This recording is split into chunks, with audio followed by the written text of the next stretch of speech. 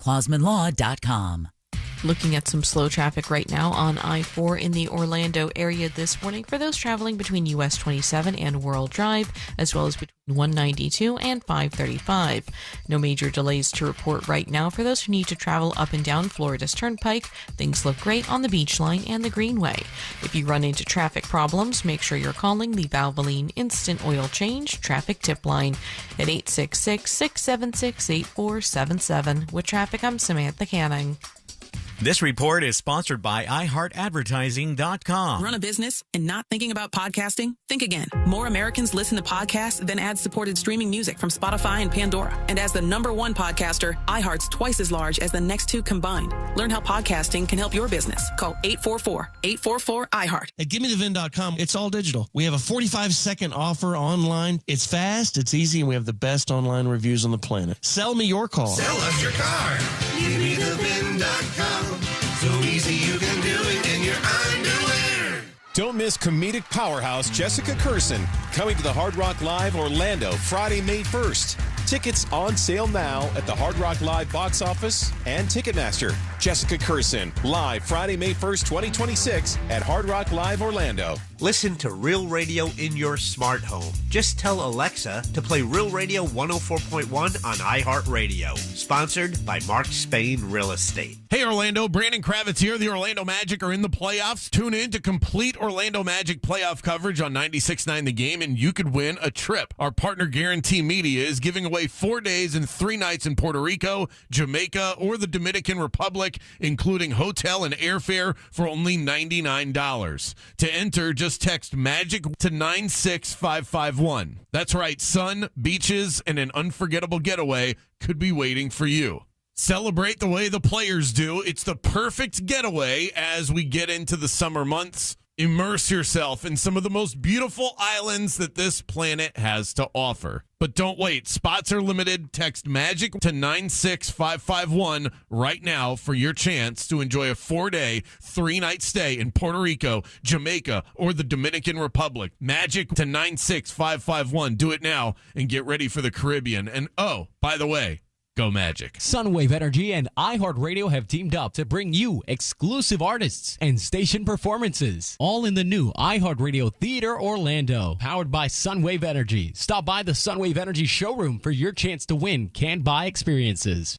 Do you have information about a violent crime? Help solve crimes with your anonymous tips at crimeline.org. 24 hours a day, 7 days a week. Your tips make a difference. Say it here. It's anonymous at crimeline.org. Paid by CSTF. My name is Whitney Allan, and I'm a widow. My husband, Ryan, died. We never thought we'd ever have to use life insurance, but the unexpected happened. With Ethos, signing up was fast and 100% online. You can get a quote in seconds, apply in minutes, and get same-day coverage. No medical exams, and you can get up to $3 million worth of coverage. I'm grateful we were prepared. Get your free quote at ethos.com/term. That's ethos.com/term. Paid spokesperson. Time spent on application may vary. Online health questions required. Springtime has finally arrived in Central Florida, and that means now is the perfect time to reduce energy bills while improving your home value. Renewal by Andersen's Acclaim replacement windows are crafted for homeowners who want the elegant strength and stability of wood without the high maintenance. And during Renewal by Andersen's exclusive 1-month only sale, when you purchase one window or door, you'll receive the second 40% off. Many homeowners say the transformation is immediate. Quieter rooms, regulated temperatures, and a level of comfort that can't be matched by others. JK says, love Renewal by Andersen, always professional, deliver as promised, and have such beautiful products. Their salespeople are top notch. And with 0 down, 0 payments, and 0% interest for 12 months, upgrading your home has never been more achievable. Hurry, this offer ends April 30th. Restrictions apply. Visit bestwindowsflorida.com to schedule your complimentary in-home consultation. License number CGC 1527613. Coming to you live from the JustCallMo.com studios. Accidents happen, but Mo's here to help. Injured on the go? Just call Mo. Visit JustCallMo.com or call 1-800-CALL-MO. This is WTKS-FM HD1 Cocoa Beach, Orlando, an iHeart radio station. Guaranteed human. Real Radio has your chance to win $1,000. Just enter this nationwide keyword on our website, coin. COIN. Coin. Enter it now on our website at realradio.fm. And don't forget to answer your phone if you get the call. Good luck. Someone's going to get offended. It's just the way the world works. So to hopefully save everyone a little time and or energy, here's this. The opinions that you hear are those of the host and callers, and not those of iHeartMedia, its management, or advertisers. The News Junkie is on. The best friends you never knew you had, running through the most viral stories of the day. The News Junkie starts now. It is Thursday, April 30th, 2026. Lots to get to today, from people are freaking out to an interview about the Sloth World controversy. And the internet reacts to the most insane blind item of all time. Plus your calls, dispatches, emails, texts, and more. C-Lane is here. What's happening? And so are you. You can join us with a dispatch. Go record your first dispatch on thenewsjunkie.com right now. You can also watch the show on YouTube and twitch.tv/thenewsjunkie. Your message is rolling right into the studio in real time. How's everybody doing on a Thursday? Not bad. Yeah. I'm doing good, but everybody else seems to be having an existential crisis right now. I'm not having an existential crisis. I probably should be worse off for the wear. I was out on a school night last night. Oh, you went out for real, like an adult going out to the bar kind of thing? Yeah, well, I just went out to see a show and then did some after show stuff. You guys are doing a lot of abandoning Jackson these days. No. I am not trying to judge you. I'm just saying Lil Jackson is sitting, he's like in a little cage at the house or something. He was not abandoned. His mother was at home. This was You abandoned his mother too? That's for sure. Yeah. Oh my God. Who'd you go see last night? I went and saw Ben Folds. Shout out to the Orlando Philharmonic Orchestra. I said that a little weird. Philharmonic. Okay. It was a fantastic show, just really good, really well done. It was Ben Folds on piano with an entire orchestra, probably 20, 30 people. I don't know. I didn't count, but it was really big sound. One of my friends was like, it sounds like I'm hearing a movie score live at certain points. Did he do Brick with all of those people behind him? Brick, no. Yeah, like, do the abortion song. Do the abortion song. You don't get a whole lot of radio hits at shows like that because the more upbeat numbers don't always have the instrumentation for it. Yeah, but I just got an email from Ben Folds. It was shut up, man. Hey, shut up. I do what I like. All right, here we go. Let's put our ears to the ground, our fingers to the pulse. Let's see what's happening in this great, big, wide world of ours. And I'm telling you, people are indeed having an existential crisis today. I don't know why, but I'm going to try to get into that and see what's going on in your minds. We'll start with a guy who had a sweet little job. He streams on Twitch. And what he does is, because you can't stream baseball games and stuff, he'll stream like where the people are on the bases and the score and the outs, and he'll do like a play-by-play without showing the copyrighted baseball game. I don't know. He might still be in violation of the rules there. What are you doing, buddy? He's already having an existential crisis. So let's see what happened to him. Here we go. Let's listen in. 0-1 is the count here. Pitch for Fisher.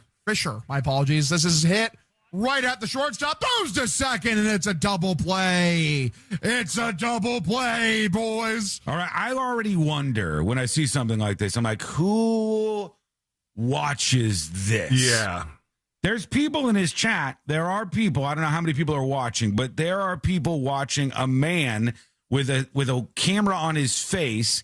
And then he just kind of says to you what's going on in the game. Maybe if you're driving in the car, as opposed to listen to the radio broadcast, you listen to this guy and still think he's breaking the rules.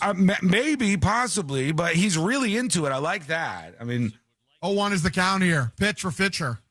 My apologies. Don't screw it up again. Right at the shortstop. Throws to second, and it's a double play. It's a double play, boys. Woo! Red Sox baseball. All right, cue existential crisis. Red Sox baseball. I loathe this team. I loathe watching them. I can't stand watching this team, dude. Holy do they suck?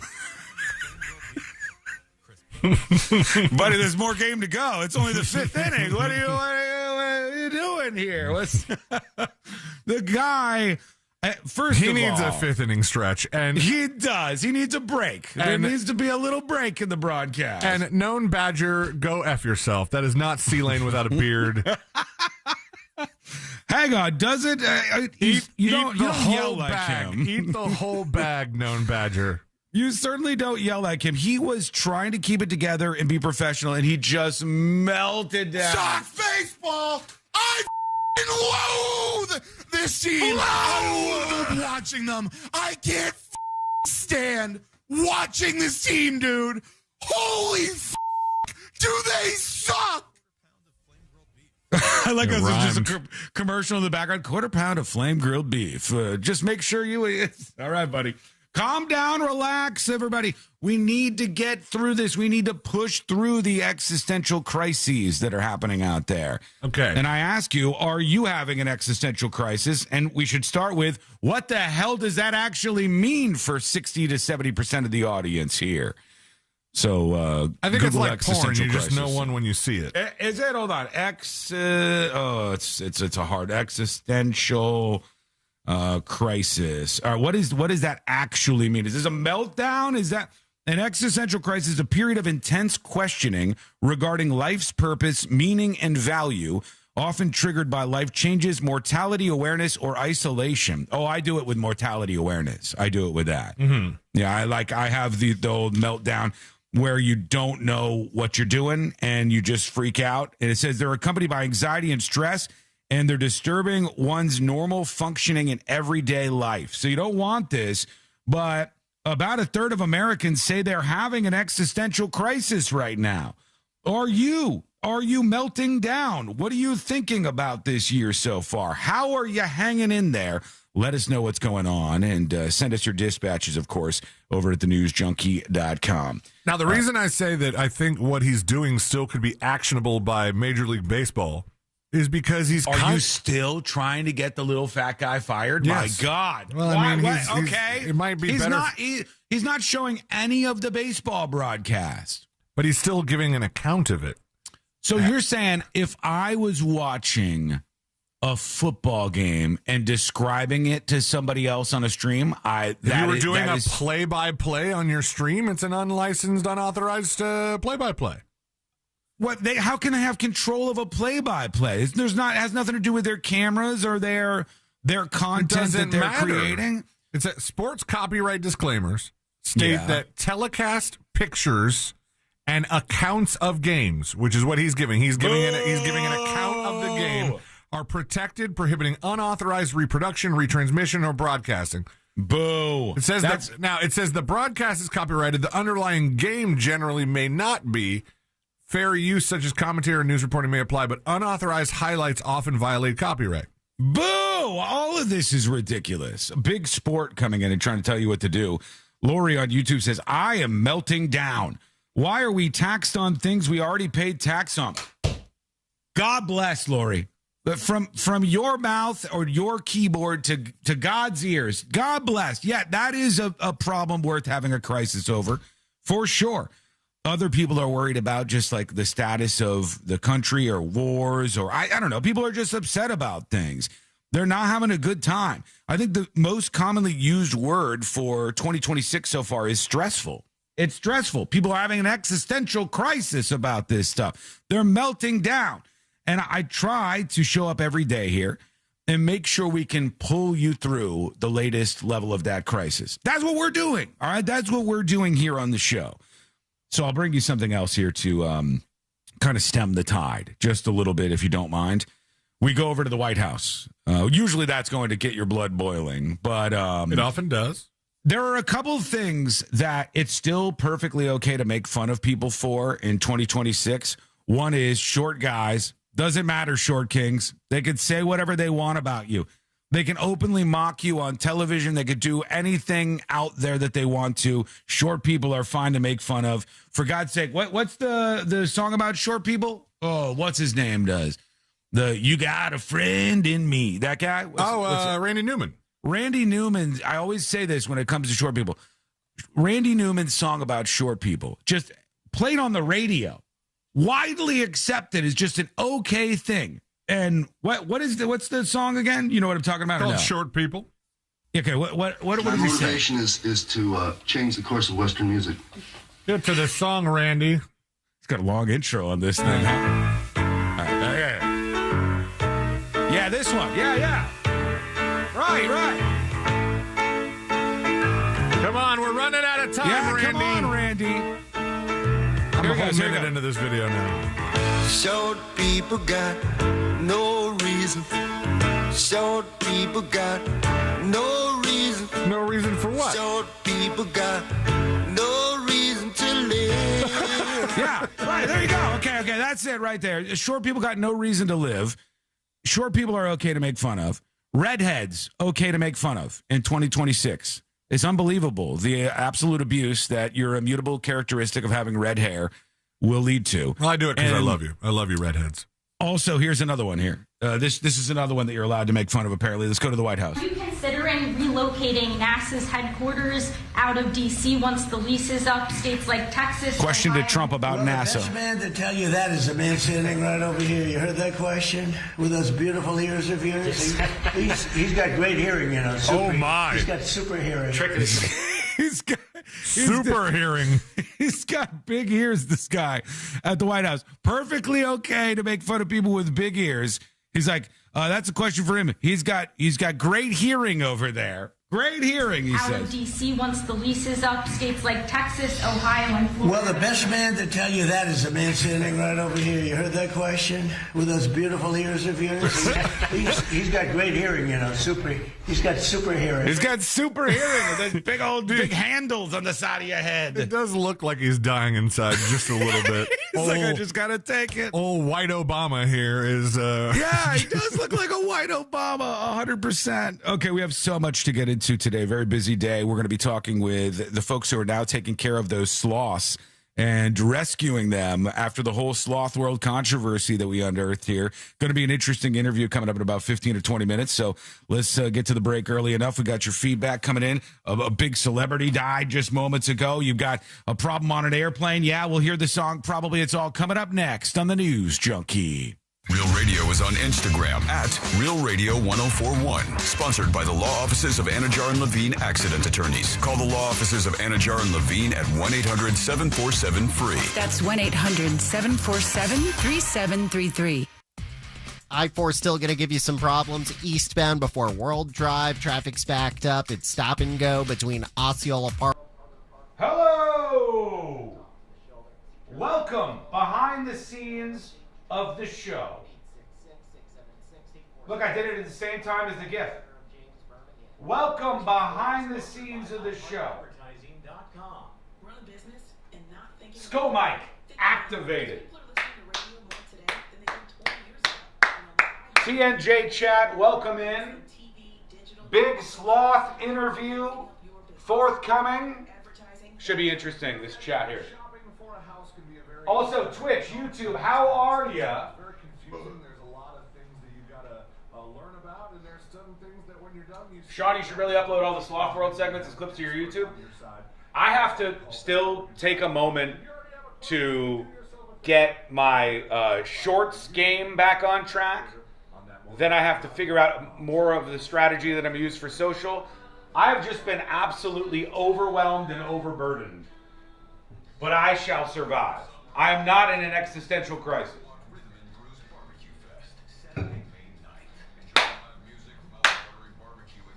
They're going after the bastards for animal cruelty? Let's check the temperature on that. You guys have heard the trials and tribulations of these poor sloths at Sloth World. Sloth World is now filing for bankruptcy. They will never open. They were defeated by this movement that highlighted what appears to be poor treatment of these sloths in transit, perhaps when they were captured, whenever else They were interacting with humans, and then when they arrived at an ill-prepped facility in Orlando to be readied for their Sloth World presentation, more than 50 of the sloths died. More than 50 of them died as of last count. We are going to talk in about 15 or 20 minutes to the CEO of the zoo that is currently rescuing these animals about how they're doing, what sloths are like to care for, all sorts of interesting questions to be thrown that way. But I want to ask you before we talk to him, what's your appetite on this, chat? Do you think that someone behind Sloth World should face criminal charges for what happened here? Yes or no? Do you think that somebody from Sloth World should face actual criminal charges for what happened here? Yes or no?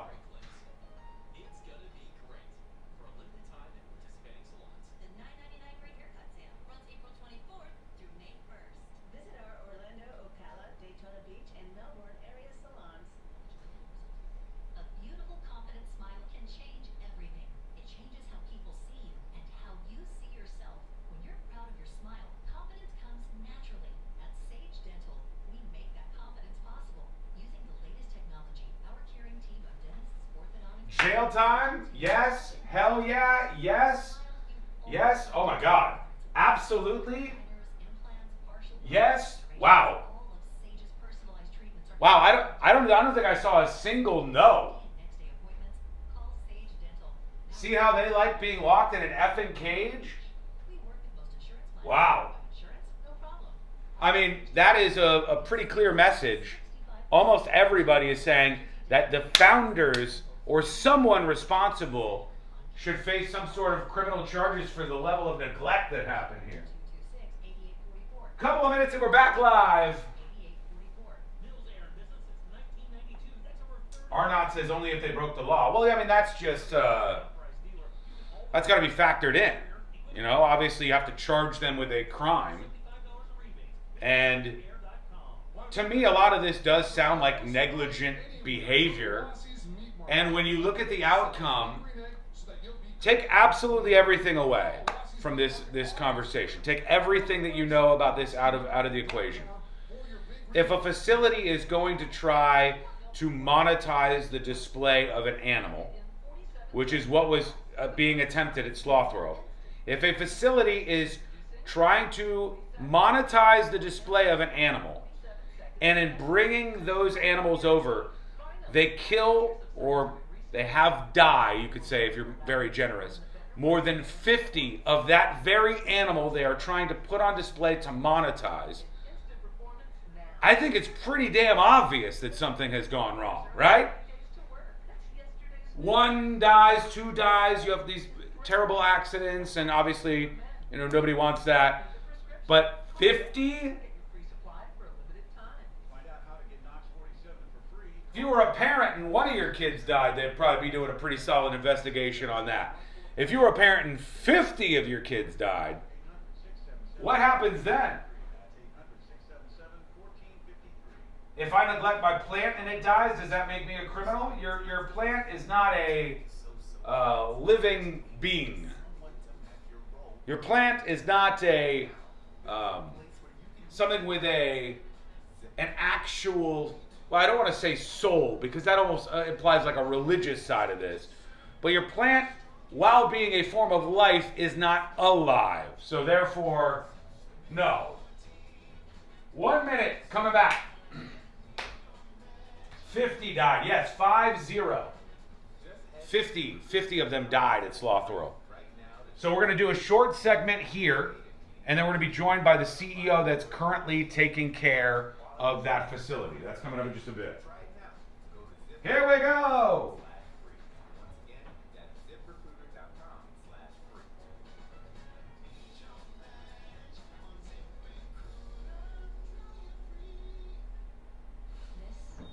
Here we go. Flash free.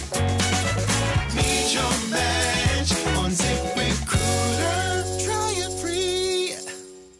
This is Saigon, the story of my family and of the country that shaped us. From iHeart Podcasts, Saigon. The United States will not stand by and allow any power to take over another country. One city, a divided country, and the war that tore America apart. There's a fire coming to this country, and it's going to burn out everything. Search Saigon on iHeartRadio, America's #1 podcast network, and the Webby Podcast Company of the Year. What's your case worth? Injury.com by Morgan & Morgan.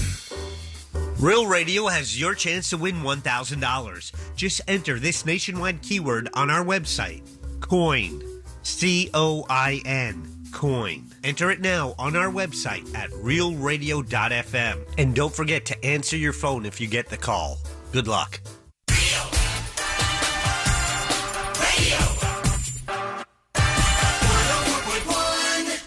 The most viral newsroom on the planet is still humming along. This is the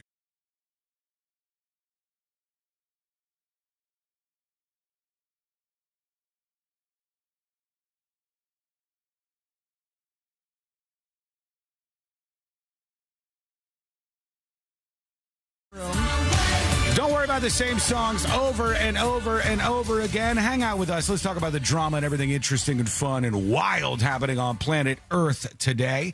Learn more about the show. Go over to the website, thenewsjunkie.com. The world of music is an area we don't often explore over here. Although I do think You don't often explore. Well, on the show, I mean to say, C-Lane. On the show, C-Lane, we don't get into the world of music all that often. I do. My current take does mirror this, though. I do believe in this right now. And I think, honestly, the evidence does show that even young people agree with me on this.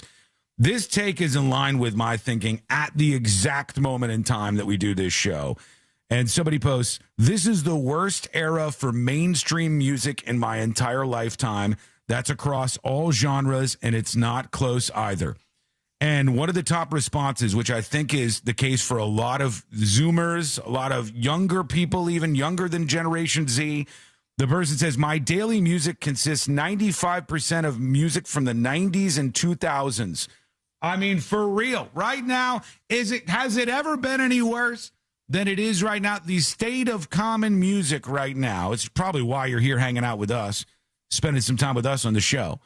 I want you to grade current music right now, A to F. All right, chat? I want you to tell me, the folks watching live on YouTube and Twitch, A to F. What do you say? The current lot of songs and musicians and everybody on the charts right now, I would say most people are thinking D, C at best right now. It's the reason why the person's right. Everybody listens to old stuff. Creed is popular again. Mm-hmm. Even with young people. Go to any place with a jukebox, a Touch Tunes or whatever.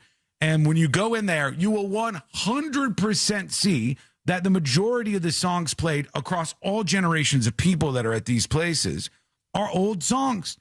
They're playing old songs. The current state of mainstream music is absolute dumpster fire, which is, I'm seeing it right now. People are saying an F, a D, an F, a D minus, a D minus. You're like, nobody. It's like we're talking about your high school all over again. It does feel that way. Palm Beach Lakes and the current state of music right now is a D or an F. Absolutely an F.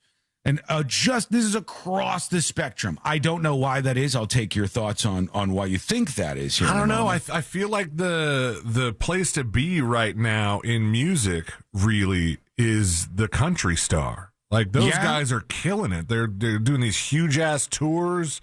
They're printing money. Morgan Wallen. Look at this guy.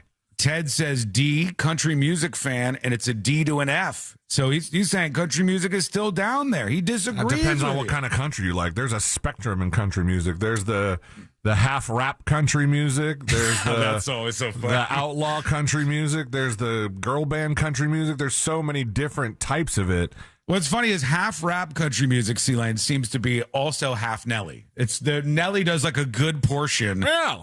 Of country grammar. He started with country grammar, and then he ended up going into that. I will say that to fuel your argument here, on the way into work today, I was kind of bumping an album from 2000.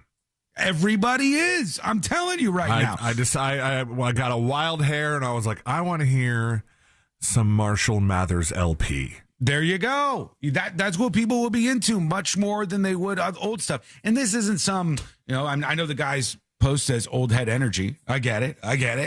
The guy who posted this on Twitter says old head energy on his post. But the fact is, this is how a lot of people across generations feel about music right now.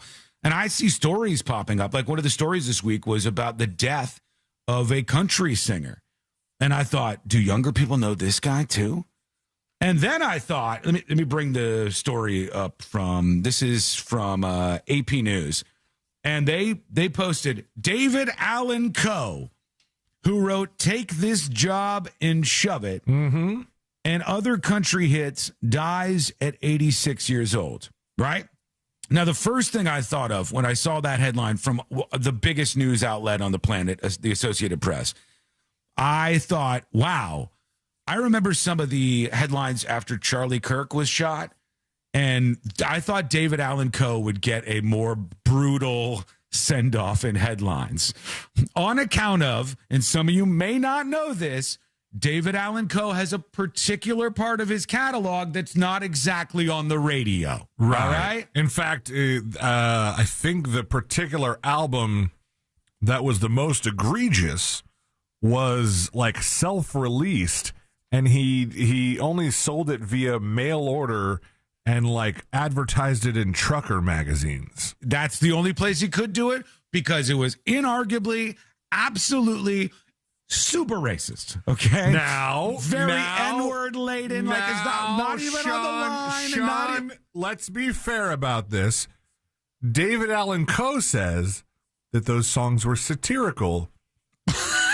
Okay. And the satirical song with the N-word that isn't a rap song done by a black guy is still a satirical song with the N-word by a white guy. And it was okay. And maybe he was the first person to use this classic token excuse. Mm-hmm.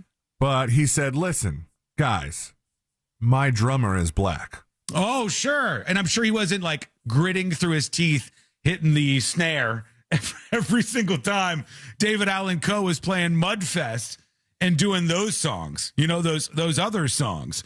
In fact, I think most people, even younger people, probably know David Allan Coe, who was behind Take This Job and Shove It, best for him being in name featured in another song.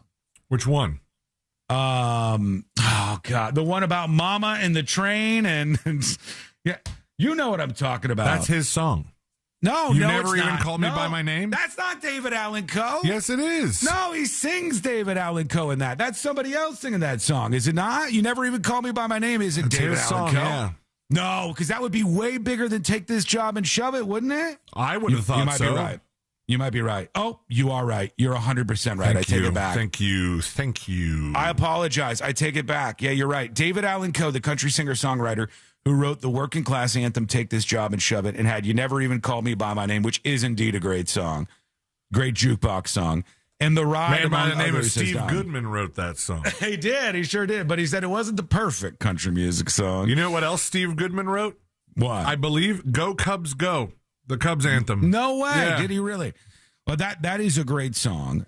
He did have a lot of very, very offensive old songs, but even the Associated Press writes him off better than they did a lot of political people that they seem to not like more than David Allan Coe. Whether he was labeled outlaw or underground, David Allan Coe was clearly an outsider in Nashville's music establishment, this says. Even throughout his success as an in-demand songwriter and singer, eventually developing a core following around his raw, often obscene lyrics and a checkered, somewhat mysterious past. I don't even know if they mentioned racism in this whole 15-paragraph thing, which is kind of wild. They said checkered. Yeah, that'll do it for now. But what do you think? The current state of music? Let us know your thoughts. Send us a dispatch over at thenewsjunkie.com or email the show. Always, if you want to be anonymous, put that on top. Tips at thenewsjunkie.com. Yucker said Sean would only listen to these songs when he wasn't around his friend Shay. I didn't listen to David Allan Coe, all right? Only you never even called me by my name, and I didn't even know it was him. I thought it was somebody else singing about him at some point during that song, but Here we are. Let us know your thoughts on this. Quick break. When we come back, an interview with the folks taking care of the sloths right now. That's coming up next in the News Junkie. Real Radio is the Jim Colbert Show, where bad ideas go to get broadcast. The Jim Colbert Show, weekdays at 3 on Real Radio 104.1. From the Odoo.com Weather Center, Odoo.com, the only business software you will need. Happy Thursday, Central Florida. I'm Fox 35 Storm Team meteorologist Jessica Dobson with a check of your forecast. And for today, it's going to be another hot one. Planned for a high of around 91 degrees today in Orlando. We'll stay mostly dry. However, a few stray showers can't be ruled out, mainly well to the north and east of Orlando. As we head throughout the next couple of days, specifically tomorrow and into Saturday, temperatures will continue to climb, nearing the mid-90s before a cold front arrives. Hello. Welcome to the show. Skull Mike activated.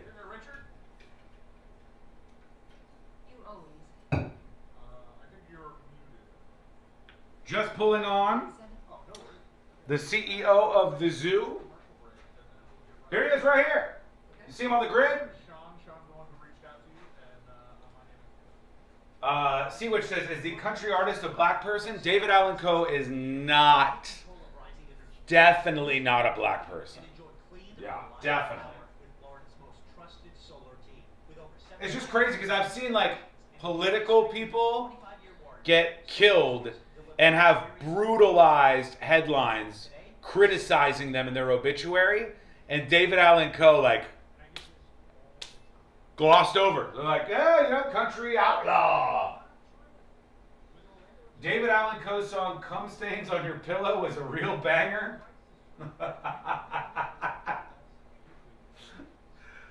Thank you, Adventure Seeker. All right, we have an interview coming up next with the CEO of the zoo that is taking in all of these now world-famous surviving sloths. The facility Sloth World has been shut down. They are filing for bankruptcy. You in chat are now demanding charges, actually, against the owner-operators of this Sloth World place. It's become international news, and the man that is taking care of the sloths right now is joining us in just a matter of moments. He's got a dog in his room. I don't see any sloths behind him. But we'll talk to him about this whole controversy. We'll see what's going on. Folks, do me a favor if you're over on YouTube. If you would not mind, I would greatly appreciate it if you could take just a moment of your time at some point during the stream and hit that like button. It is greatly appreciated. It helps spread the word about the show. All you have to do is hit that like button on the stream if anything is interesting to you at all during this stream today. Dispatch Stan says you're leaving out a major detail, the fact that his music was overtly racist. There's no arguing it. Now, people will go, not all of his music, David Allan Coe. It was only a particular sector of his musical catalog that he didn't play a lot, but it was definitely racist. 90 seconds.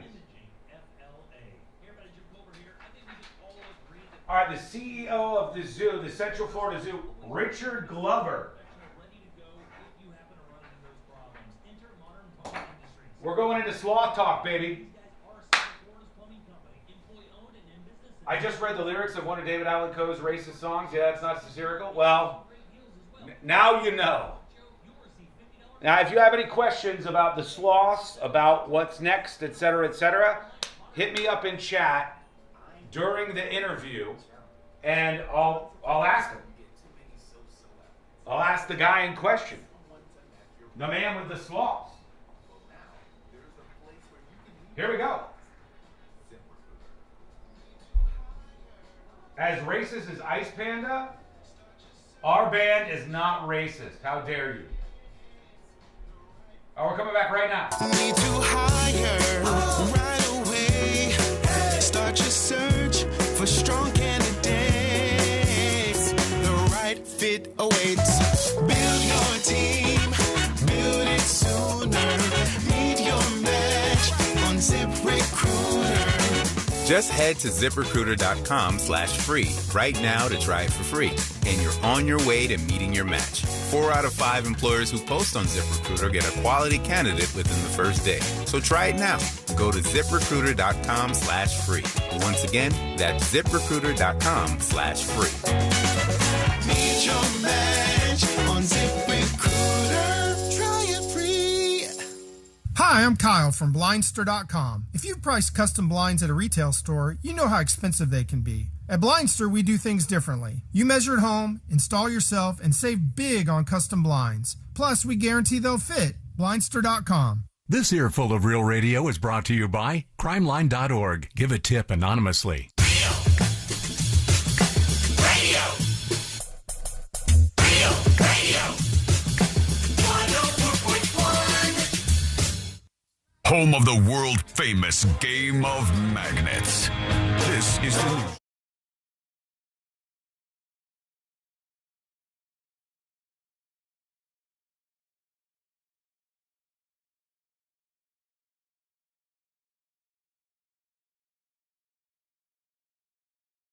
Trying to highlight before almost anybody out there was the plight of these sloths at Sloth World. And that absolutely exploded as a viral story. The Sloth World story has gone national, international, and it tells me one thing, which does renew my faith in just people in general.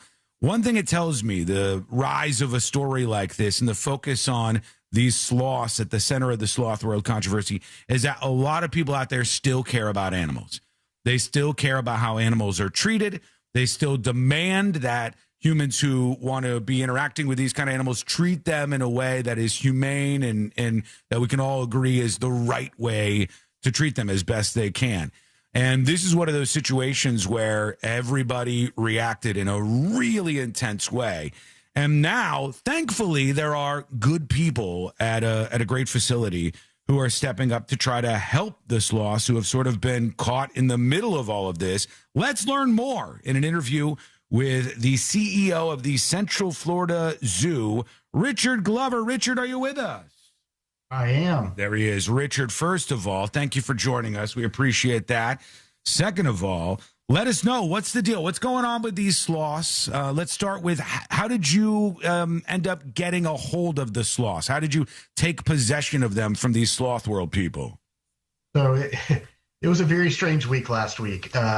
Last Monday, we got a call to the zoo that got directed to our general curator that runs our animal operations. Mm-hmm. It was one of the owners of Sloth World asking if we would be willing to accept a donation of sloths. And so we looked at our quarantine area and what we could do and how many we could accept. And we went back to them and said, yes, we could accept those sloths and we'd be happy to. And on Friday, my team went and picked up 13 sloths from them and brought them back to the zoo. And so we have been spending the last 7 days trying to nurse them back to full health and do everything we can for them. They came in a lot of them varying conditions, mm-hmm.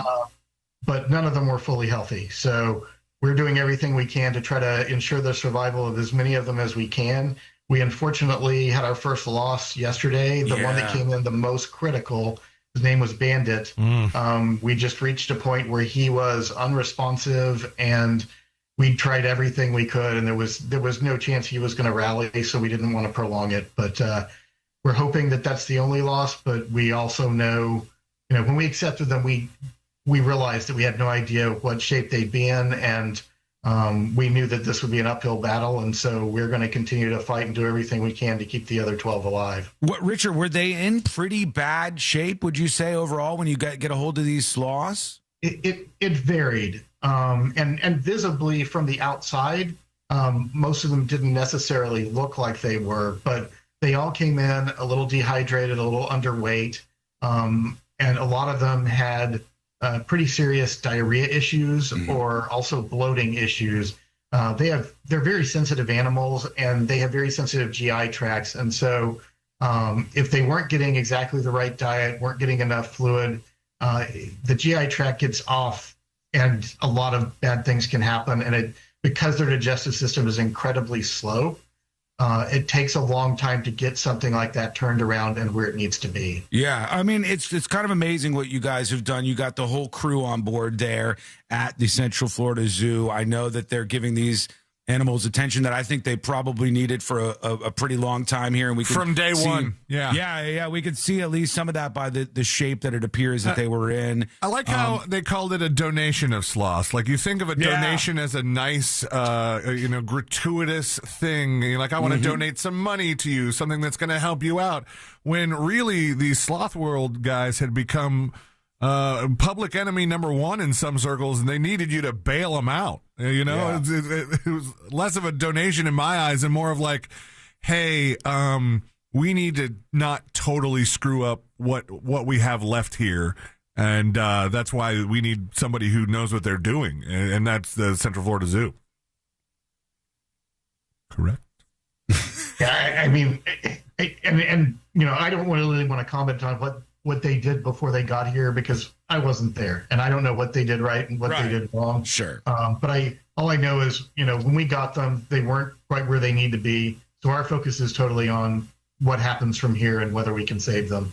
I think, I will say, yes, donating to us may have been a way out of the situation to some degree, but I do think they were donating to us because they wanted them to be able to have a chance to survive and get healthy, because they could have sold them.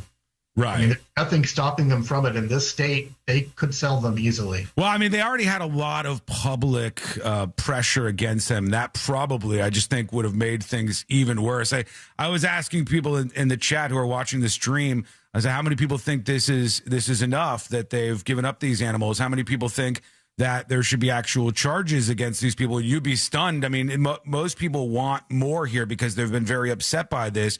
But on the positive side, I think so many people are getting to see what you guys are doing over there at the Central Florida Zoo. Is there something that people don't quite understand here when they say, oh, well, we want to start a facility and we want to have these sloths on display? What's the process that goes on in taking care of a sloth like this? You guys are doing this currently at Central Florida Zoo. Is it much more difficult to take care of animals like these than people might imagine? Absolutely. I mean, there's a reason certain animals should not be pets. And unfortunately, in this state, there are a lot of animals that still are allowed to be pets that shouldn't. But, these animals require very, very specific diets. They require heat and humidity on a consistent basis. They require sunlight. There's a number of things that they need because they have such a delicate digestive system. You have to be very careful with them and understanding their needs. And what accredited zoos and aquariums do is we're up on all that science, and we've got the resources of other places that have cared for them. Our zoo itself, we've cared for sloths for decades. Yeah. So, this is nothing new to our team in terms of caring for these animals. But if you don't care for these kind of animals on a regular basis, I mean, even a good veterinarian that isn't used to caring for exotic animals is going to, not know every last little thing they need to know to do it correctly. You have to have that network of people you can reach out to that have done it and use them. And so, right. Yeah. At least we know here that if we don't know the answer, all we've got to do is call other AZA accredited facilities and see who else does. Yeah, you've got the resources at the very least to make that work. A lot of people that are commenting right now in chat, Richard's the CEO of Central Florida Zoo, taking care of these sloths from Sloth World that are now over at their facility. Richard, a lot of people in the chat are asking, is there any shot that they'll be able to release these sloths back to the wild? So there's not, and there's a number of reasons. So first, in general, with animals that have been in human care for an extended period of time like these have, it's very difficult because they become dependent on, they're being fed all the time. So they're not going to go hunt for food, and they're not going to understand that people aren't their friends out in the wild. So just in general with animals, that's a problem putting them back. With these specifically, these were imported from other countries, and nobody knows exactly where in those countries they were imported from. Mm-hmm. And there were a lot of them that died over the course of the last several months, once they got here. We don't know if there's disease that they have that they might be able to bring back to a wild population that could decimate that wild population. So the risk is actually bigger to the wild population if we put them back than if we don't. Oh, gotcha. Okay. All right. So the real interesting thing here to me is you don't know where these things come from. You don't know how they got these. Did they grab them off a tree in the wild and just shove them in a box and mail them off? Nobody knows where these things actually came from. No, but it speaks to a larger problem, which is the illegal pet trade. And people really aren't aware of what a giant problem that is. Every port in the country has animals being snuck in on a daily basis. And what happens is generally a baby, an infant is taken from a family. Usually the entire family is killed to get them and then brought in for the pet trade and sold to people here that don't know how to take care of them, that eventually either, they die because they aren't taken care of correctly. The people just let them go and then they're out. Oh, God. And putting diseases and other things into the environment. There's a lot of bad things that happen that way. But generally what happens is if you look at the countries these animals come from, then you've got probably impoverished people that are being incentivized by money. Hey, if you'll get us some sloths, we'll pay you this. And so they do.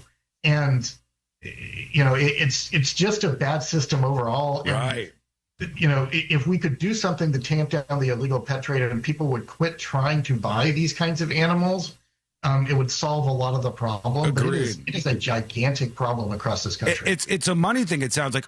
Is a sloth worth a lot of money if somebody's purchasing them? Like they said 50 of these things died at this Sloth World facility, which is mind-blowing and kind of makes your blood boil. But is one sloth, is it pretty expensive to buy one of those? So here's the honest truth. I don't know. I would assume it is pretty expensive. I would assume it's certainly somewhere into the 5 figures. But zoos and aquariums, accredited zoos and aquariums, that's not how we normally get our animals. Yeah. We have breeding programs to keep the different species alive. We trade back and forth, or we breed some of our own. So we don't go out on the market and buy animals like this or import animals like this traditionally. And so I don't know what the market is exactly for sloths, but I would imagine it is pretty significant. And this is a state where they're allowed to be pets. Yeah. And I know you don't want to necessarily weigh in on some of this stuff, and feel free to say pass if you'd like. But I just want to get your gut take on it. Do you think, because I absolutely agree with what you just said, Richard, I think it's important to stop the sale of these animals and cut it off right there. Cut it off where these animals are coming into this country and other countries so that we don't see animals in these circumstances like this. Is it your take that maybe the best way to stop that would be to punish some people and hold some people responsible when something like this goes wrong? Is that your take on this? Or I mean, certainly I'm not opposed to people being held responsible when any animals are mistreated or, don't have the life they should have. But I think the root problem is changing the system so that people just can't have them as pets. Yeah, I agree. Can't bring them for. So as a zoo, we do have the ability to do some things that other organizations don't have, but we're also held to much higher standards. So we've been accredited by the Association of Zoos and Aquariums continuously since 1986. Mm-hmm. There are over 3,000 places in this country that have licenses from various government agencies to hold and display animals. There's only about 250 that have AZA accreditation. Mm-hmm. And I think allowing places that have that kind of standard, that every few years they go through an intensive accreditation process that looks at everything about their business, most especially about, are their facilities sufficient for the animals?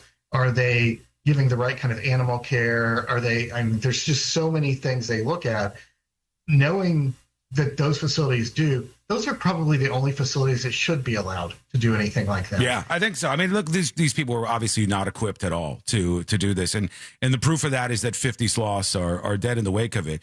But to turn that on its head and make it into a more positive thing, it's been amazing to see the public rally around what's going on. And this is a big cost and resource intensive thing that's been thrust upon the Central Florida Zoo. Like, you guys now have to step up and put people on this and, have a budget for this. What are you doing? Can people help out in any way if they've been listening? I know there's a lot of donate links going on. They're spamming the donate link in chat, which I encourage you to keep doing. But what's the way that people can help? Yeah, and that there's a couple of ways, and one of them is to donate. You can go to our website, and right on the homepage there's a link, and you can learn more about what's going on, and you can donate, and that's absolutely so appreciated and needed. But there are a couple other things. We have a lot of people that are reaching out to us and saying, hey, like our Boy Scout troop is doing some kind of fundraiser and we're going to give you the money towards the sloths. So we've got a lot of people just kind of on their own doing some donations different ways, and raising money different ways, and that's helpful too. But even just getting on our social media and encouraging the team and helping them feel good about what they're doing, because this is hard work. And especially a day like yesterday when we lost one of them, that's devastating to the team. But we can't take a breath and warn them. We have to keep going for all the others. So seeing that support, hearing, when they're done at the end of the day and they're exhausted and they look online and people are saying, thank you so much and what you're doing so important, that means the world to my team. And, that is really valuable to us. I think a lot more than people would realize. All right. Thank you so much for joining us today. Richard Glover, the CEO of the Central Florida Zoo. Yeah. Appreciate you. Appreciate your time. Good luck on everything with the sloths. We hope people, and I know people listening right now will go throw some support over there. And I really think you're doing a great thing. So thanks for spending some time with us today. Thank you. And thank you for having me on. There he goes. Richard Glover, CEO of the Central Florida Zoo. The people doing the good thing on the bad side of this. This facility shows up. People, to me, pretty clearly didn't know what the hell they were doing. And now, finally, these animals have somebody looking after them, a team of people looking after them that can hopefully get them to a really stable spot and end this story in a better way. It seems like their dance card is pretty full right now. They got their work cut out for them. I think like the worst call that Richard could get tomorrow would be like, hey, we just found 50 ring-tailed lemurs that are in rough shape. We got enough things going on right now. Oh yeah, go over there. They're posting the link over in chat. Go check it out over on thenewsjunkie.com. I'll put that up for other folks as well. There you go. They're doing some good things. And I think it's been crazy to see the push from folks who have been watching this saying, I want charges. I don't think it's enough. I know they don't want to say this kind of stuff. They don't want to get into this at these facilities because they're above the fray and they're doing the right thing. They're focused on animals. But I can be focused on some things like this, and I can see what you're focused on. And it seems like a lot of you are like, no, we want more. We want a little bit of a punishment at the very least for the people who are responsible for this, because at the end of the day, you got 50 animals that died, and it looks like those 50 animals died because these people didn't know what the hell they were doing, right? That's the thing, man. That's the thing for me. So let us know what you think. Send your dispatches, emails, all that good stuff. Quick break. Back in just a moment. We have so much on the way, including a person freaking out on a flight. Wait till you hear what this guy said. It's coming up next on the News Junkie. Your chance to win $1,000 in your hand is minutes away on Real Radio 104.1. Brought to you by Mills Air. From the Clausman Law Traffic Center, car crash, call Clausman Law. ClausmanLaw.com. I-4 still going to give you some problems eastbound before World Drive. Traffic's backed up. It's stop and go between Osceola Parkway and Apopka Vineland Road. Slowdowns westbound on I-4 getting off St. John's River Bridge due to an accident off to the shoulder there. Look out for a crash on I-4 eastbound near Darrell Carter Parkway. That's getting cleared up. That's off to the shoulder. See traffic troubles, call the Valvoline Instant. Hello. Thanks to Dan and everybody posting the link in chat. Always a good time to chat with somebody like that who's doing something good. And I think they are over there. So if we could stop the sloth, what'd you guys call it? The slothocost? If we could stop the slothocost and have these folks at Central Florida Zoo put their resources and attention on this, I think we'll end up in a better place. Been shopping around, you go to thatmortgageguy.com and you use the compare quote calculator because he's going to help you find a better rate. He wants to make sure you save the most amount of money. Felony charges would mean the intent was to harm the sloths, and I don't think the DA could prove that.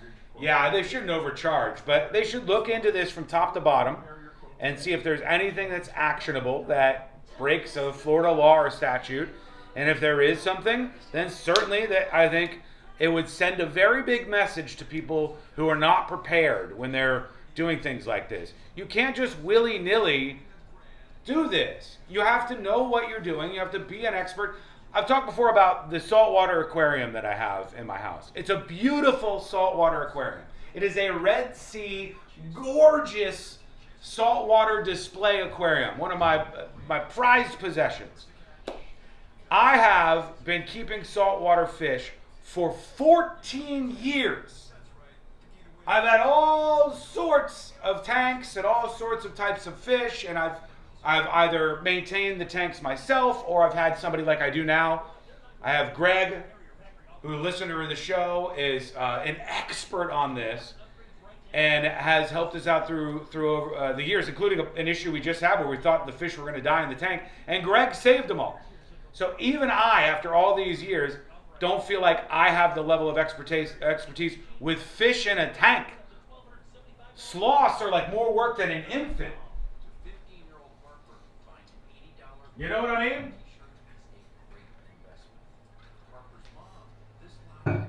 That was a great interview. I'm going to see how I can donate, Sean. Good. Good to hear.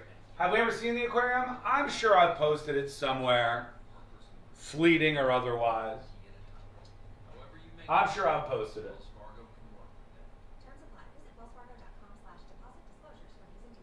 TNJ chat, YouTube, Twitch. Hey everybody, we're just getting started. When we come back, there is a story that happened on an aviation related transport vehicle. That's what I'm going to go with. There was a story that happened on an aviation-related transport vehicle, and a man melted down. But did he have a point? And what should happen to him? I'll play the meltdown for you. It's interesting. Don't say plane. I specifically said an aviation-related transportation vehicle. Don't say plane or plane junkie or back on a plane. I just said not a plane. What is it you guys don't understand about an aviation-related transportation vehicle? Who doesn't say it like that? When I'm running in the airport, I'm going to be late for my aviation-related transportation vehicle journey. That's what everybody says.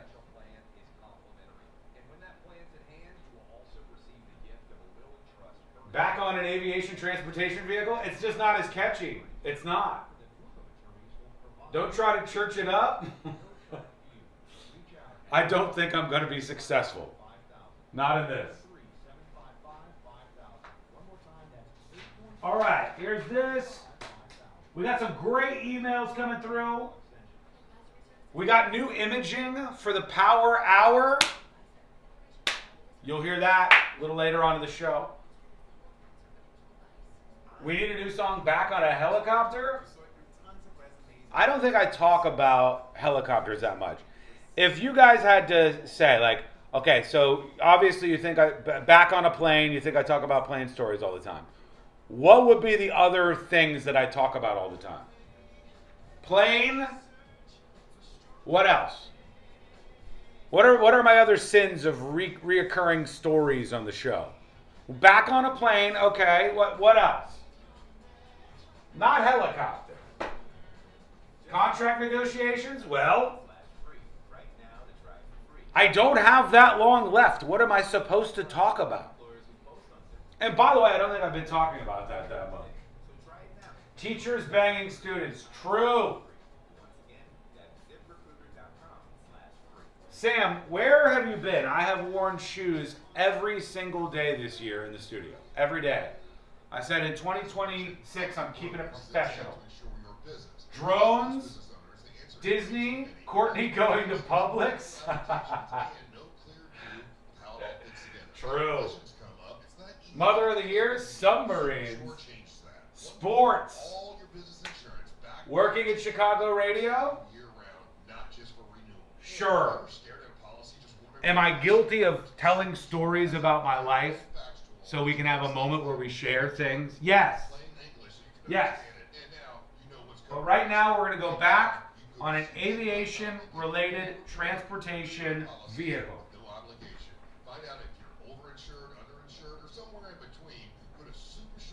An ARTV, as it were. Wait till you see the clip of this guy melting down. It's crazy.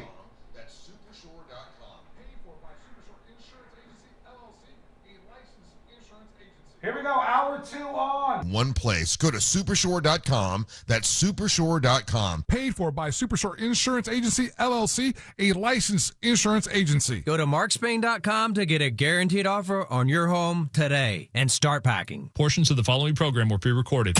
Live from the JustCallMo.com studios. Injured on the go, just call Mo. From car accidents to personal injury cases, Mo has you covered. Visit JustCallMo.com or dial 1-800-CALL-MO. This is WTKS-FM, HD1, Cocoa Beach, Orlando. An iHeart radio station guaranteed human. Real Radio has your chance to win $1,000. Just enter this nationwide keyword on our website, BILLS. B-I-L-L-S. BILLS. Enter it now on our website, realradio.fm. Good luck.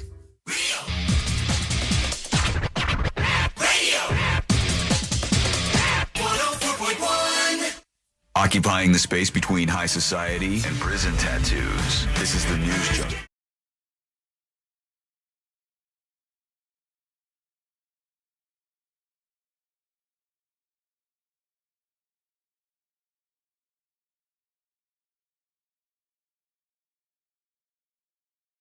I'm sure you've been there, though. I wonder if you're going to hate this guy who's melting down in the clip I'm about to play or not, but we're going to find out together. And if you miss any of the show, don't forget, get the podcast over at thenewsjunkie.com. Is this a bigger meltdown than the Red Sox, Fatty? This is another existential crisis, Elaine. This is another existential crisis, but on a ARTV this time. It's actually, this happened on an ARTV, believe it or not. What's an ARTV?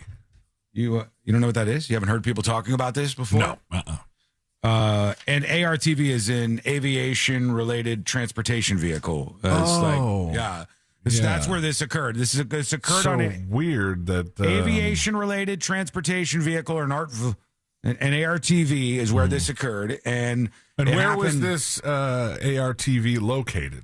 It was in Atlanta, Georgia. What a shocker, what a surprise. It's a tough story. It doesn't count. Why doesn't it count? Because it's an ARTV. It's not a plane. It's completely and totally different. Where in Atlanta was it? Was it at the World of Coca-Cola? The Atlanta airport was. What a shocker, what a surprise. It's a tough story as long as it flies. This next clip is wild and insane, and as you might have guessed, we're back on a ARTV. The ARTV story continues.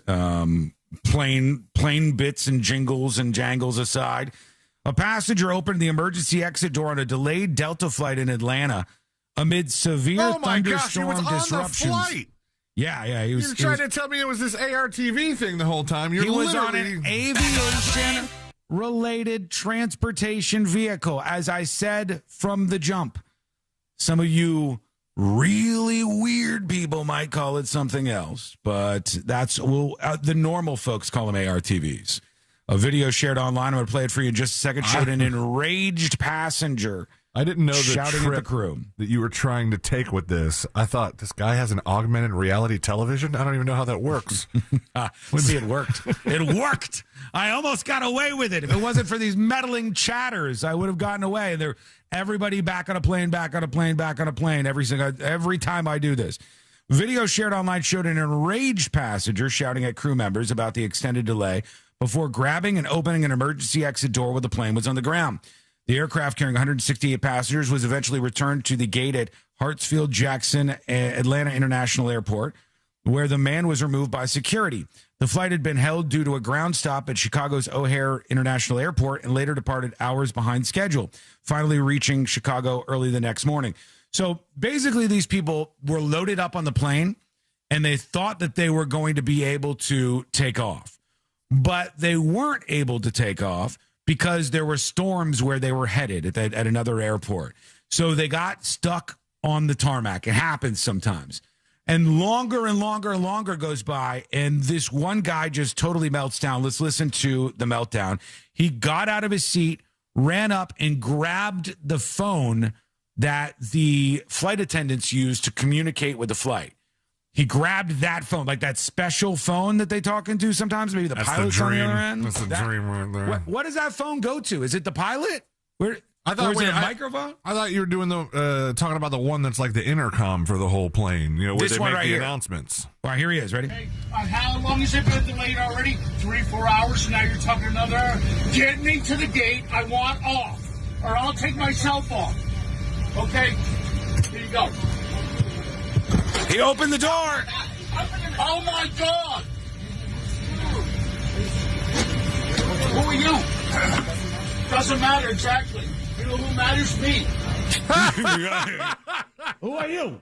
Doesn't matter. Doesn't matter exactly. You know what matters? Me. I'm the plane guy. Or This is the Art V guy. Main character syndrome personified. You know who matters? Me. Me. I'm the guy that matters. I'm having a meltdown, an existential crisis on an ARTV is what's Plane. happening. He's on a plane. The guy got up, starts freaking out. He opens the door that you heard at that one point. He opened the actual door to the plane, and then he goes, "Who are you?" And the guy goes, "It doesn't matter." He's like, "You're right, it doesn't matter." Here you go. Oh, my God. Oh, my God. Who are you? Doesn't matter exactly. You know who matters? Me. Me. Yeah. I told you, idiots. Sir, this is the captain. Oh, we got the captain coming through. The captain is now coming through on the speakers. I would be thinking right now, is this my opportunity to get up and get this guy in like some sort of chokehold from behind? And can I Daniel Penny this guy in the aisle of this plane right now? I don't think who's you causing a can. disruption on my flight. I can't. No? I don't think you can because he's currently not. He is causing a disruption, but he's not threatening the lives of anybody. He's not doing anything to put anybody in harm's way. If he were opening the door when you were 30,000 feet in the air, I would say tackle the S out of this dude. Let's end this. But that's a crime, though, right? Opening that door, even if they're on the tarmac, has to be a crime, right? I would guess. I mean, just not following the commands of the flight crew, I think, can be some sort of crime. Now he's fighting with the pilot himself. Here's the pilot. Oh, here's the pilot. Okay, good. Sir, this is the captain speaking. We are going to go back to the gate. Yeah, good idea. Now, Yeah, good idea. Good idea, he said. This is the unfortunate thing because you're giving this guy what he wants. That's what he wants. He's going to go, "Thank you. That's what I was looking for." It does show you. You know who matters? Me. Me, yeah. It does show you without a shadow of a doubt. People don't really realize this, I don't think. But the whole main character syndrome thing is not just a bunch of Zoomers. This guy's a boomer-ass boomer. He's an old dude, and he's got the same thing. He's like, well, I matter more than everybody else on this plane. I've been held on this plane for too long. I want off the plane, and I'm going to freak out. I'm going to freak out and lose my mind right now. I mean, he's probably not the only one that's super pissed about the situation. I would guess that if the pilot, as he says, doesn't want to call the guy captain, but if the captain of the plane is like, "Hey, we're headed back to the gate," there's probably a couple people on this plane that said, "Thank God, get me off." I mean, if I have to be stuck in this tube, at least get me somewhere. Get me to where I'm going. Just sitting on the tarmac sucks. What is our punishment for this guy, Chad? What do we think this guy deserves? CBH says lifetime ban. Mill over on TNJ chat says, have fun driving a rental home. Rental car home is what he's saying, I think.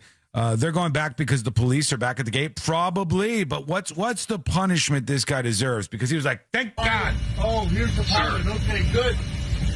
sir, this is the captain speaking. We are going to go back to the gate. Yeah, good idea. Good idea. Yeah. Good idea. That's what I wanted the whole time. The guy says. I wanted the ARTV to go back to the gate. It's a plane. It's a plane.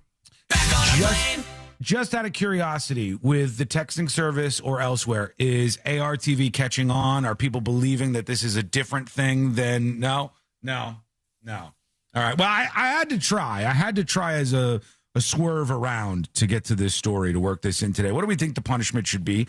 Let us know your thoughts. Go over to thenewsjunkie.com and send a dispatch, or you could send an email over on the website, or an email to tips, TIPS, at thenewsjunkie.com. All right. Should I get this out of the way while I'm here, or should I get the other airline story out of the way? I might as well, right? It would behoove you to do that, unless you just want to hear the song again. No, let's just burn it. There's another airline that got hit by a drone off the coast of California. The United flight got hit by a drone that was up in the air. You know as well as I do. Hilariously enough, I said to the people on chat, I said, what other things do I bring up a lot? Like, I bring up airplanes, and they said drones. And so we are with the airplane drone story. We got a toofa. You know that you're not supposed to be flying drones anywhere near these airports or the flight paths. And C-Lane does his due diligence when he's going to take his drone out. He makes sure that he's out there in places that he's allowed to be. Here's what happened in this case. Here's the ATC audio. Yeah, 1980. Getting off of runway 27 at Broadway. Rob. 1980. Roger, straight ahead to spot 1, and when their contact ramp. All right. Go to spot 1, and then contact ramp. And we had drone at around, probably at around 3,000 feet. All right, first of all, wow. Yeah, very illegal. Is that high or low for a drone? 3,000 feet, he said? Incredibly high.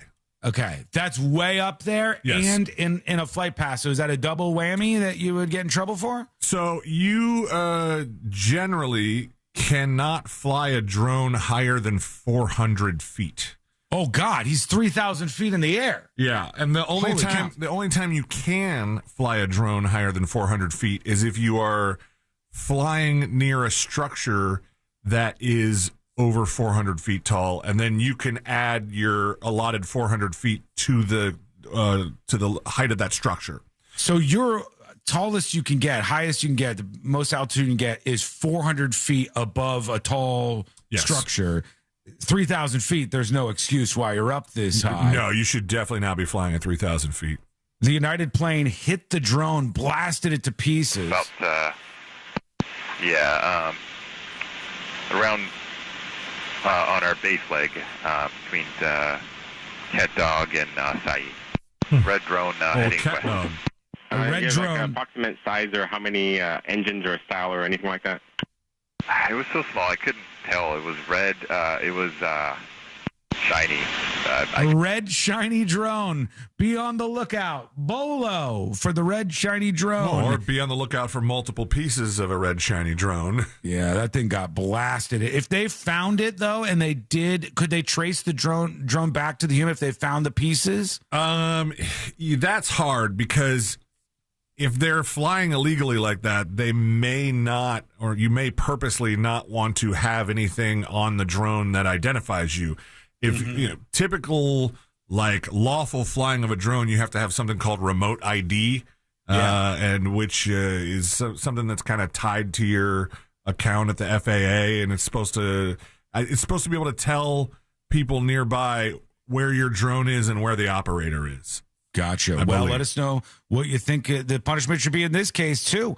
We'll take all your punishments. Send dispatches at thenewsjunkie.com or emails to tips, TIPS, at thenewsjunkie.com. I don't know what the highest I've ever flown my drone is. I don't know what altitude I got to. Over Pallet Man's house was pretty high. No, that wasn't that high. But I flew it in New York once. I think that might have been against New York law, but as far as the FAA is concerned, I was by some buildings and I was able to go a little bit above 400 feet. I think I got like 1,000 feet. 1,200. 3,000 though, and it just blasted this plane. That is a real. That could have been a bad thing if it went into the motor or something. There's plenty of nobody likes to be actually guy stickler for the rules more than drone people talking to other drone people. Mm-hmm. So there'll be like videos of some guy on YouTube that was like, I flew my drone 4,000 feet in the air, and the comment section is like, you're the reason we have all these stupid rules and we have to cut through all this red tape. And I think, like anything else, they think it gives a bad rep to other people who like to fly drones, too. Because it does. It does, absolutely. All right, we'll take your thoughts on this. Again, emails, dispatches, all the rest. When we come back, feedback for the first time works its way on to the show. We'll see if you're freaking out there. We also have a story that happened out of a Walmart. And more importantly, the most unhinged blind item. I'm looking at it right now. I'm going to read this to you. It's a blind item, which is usually done where they say, like, hey, a celebrity known for their hair and makeup line got caught doing X, Y, and Z, and you have to kind of guess who it is. Then they reveal the blind items sometimes. This website is very accurate when it comes to this stuff. This is the same blind item website that told everybody Charlie Sheen had HIV before Charlie Sheen told anybody he had HIV. Right? This website is usually accurate, but this blind item that they have revealed is unbelievable. If it's true, it's going to cause tremors, chaos, and more. And that is coming up next on the News Junkie. Real radio. It is. The Monsters in the Morning. Russ, if Ryan gets a speedboat, the next day's headline is going to be this: Captain Corn Carney causes carnage at Causeway. Ah, damn, he did it. The Monsters in the Morning. Real radio 104.1.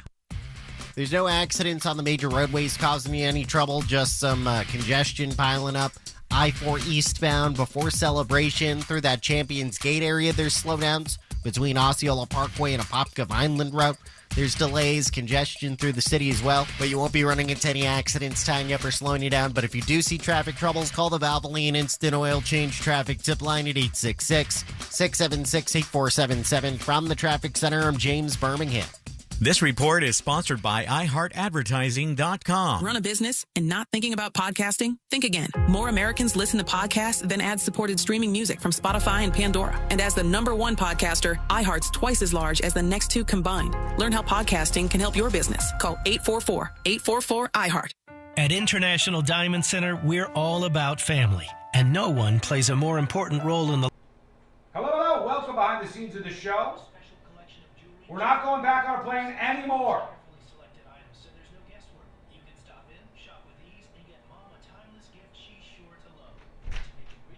Hello? Hello. How you doing? Fine. One sec. Honestly, I don't have time for your nonsense. I don't know what you want from me. You want to see something? Yeah, I do, actually.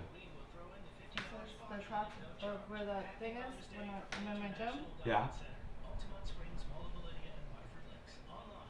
What is that? The Chick-fil-A packet.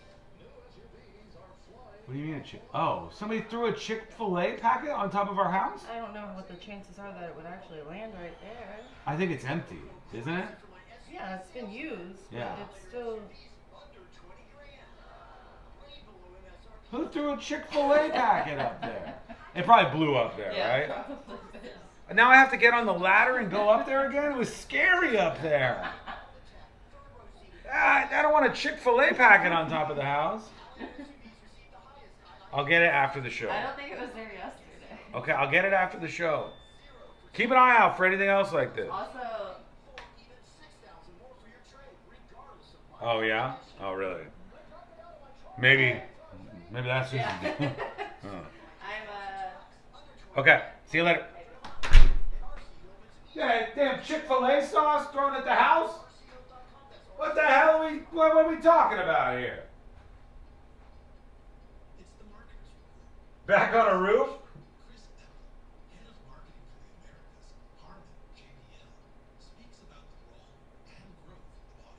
God bless. I'm telling you, here's the problem. Hang on, let me see how much time we have. Okay, we got a couple minutes.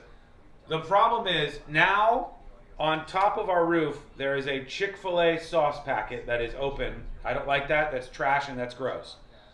But the roof is really high, and I got this new ladder that helps me get all the way up on the roof. And I pressure cleaned up there a couple of weeks ago, and it was one of the diciest things I've ever done in my life. Like, the roof is really pitched and really, really, really high, and I was like, very, very on edge to do this. And now I've got to go back up there to get the stupid Chick-fil-A sauce off. If I die this way, I'm going to be so mad. How many brokers does it take to ensure I will be so pissed off. most business owners, the answer is way too many. Multiple policies, multiple applications, and no clear view of how it all fits together. And when questions come up, You can tell Sean lives in a classy neighborhood because it's not an Arby's packet? Nah, it might as well be. How did it get up there? I think that it must have, like, caught a gust of wind. That's the only thing. Or there's somebody who dislikes me.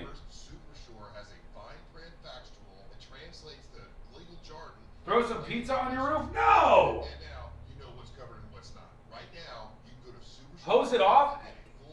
How do you think I'm supposed to get up there with a hose? I have to go on the ladder to get up there with the hose to do the same exact thing. It's not possible. Okay. We have 90 seconds. Let's get serious for a second. Let's get serious for a second. Secret shows live tonight in this studio, 8 p.m., broadcast on the newsjunkie.com and in the TNJ Discord. If you have never watched live before, you can watch. The countdown timer starts at 7. The live stream starts at 8 o'clock. Fully uncensored secret shows. Let's see if we can get some gifted subs going today to welcome some new people into the fold. We've got somebody who's coming by to say goodbye on secret shows, and somebody who is giving us an update on Pallet Man once more. 1 minute, and we're back live. You're sleeping at 8 p.m.? What? You better wake up. You better wake up for secret shows. It's a good time. 8 p.m. live. Hit that gift icon over on the newsjunkie.com. Here we go. 800-677-1453. Did you hear what just happened? What? Yeah. It's all live on the iHeartRadio app. Breaking news. The stories blowing up your group chat. I spoke to Diddy. The interviews everyone's talking about. Just the two of them. The real-time reactions. Damn. The wins. Okay. The losses. This isn't yesterday. This is happening right now. Accurate news and fun shows. And you're in the middle of it. Hit the talkback mic and jump into the conversation. I've been leaving talkbacks every day. iHeartRadio, where it's always happening live. Real Radio has your chance to win $1,000. Just enter this nationwide keyword on our website, BILLS. BILLS. BILLS. Enter it now on our website, realradio.fm. Good luck.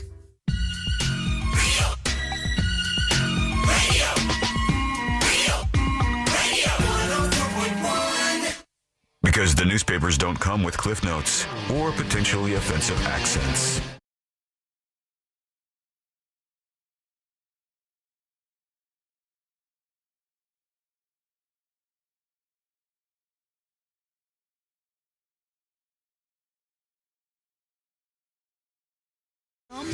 Love to see you here.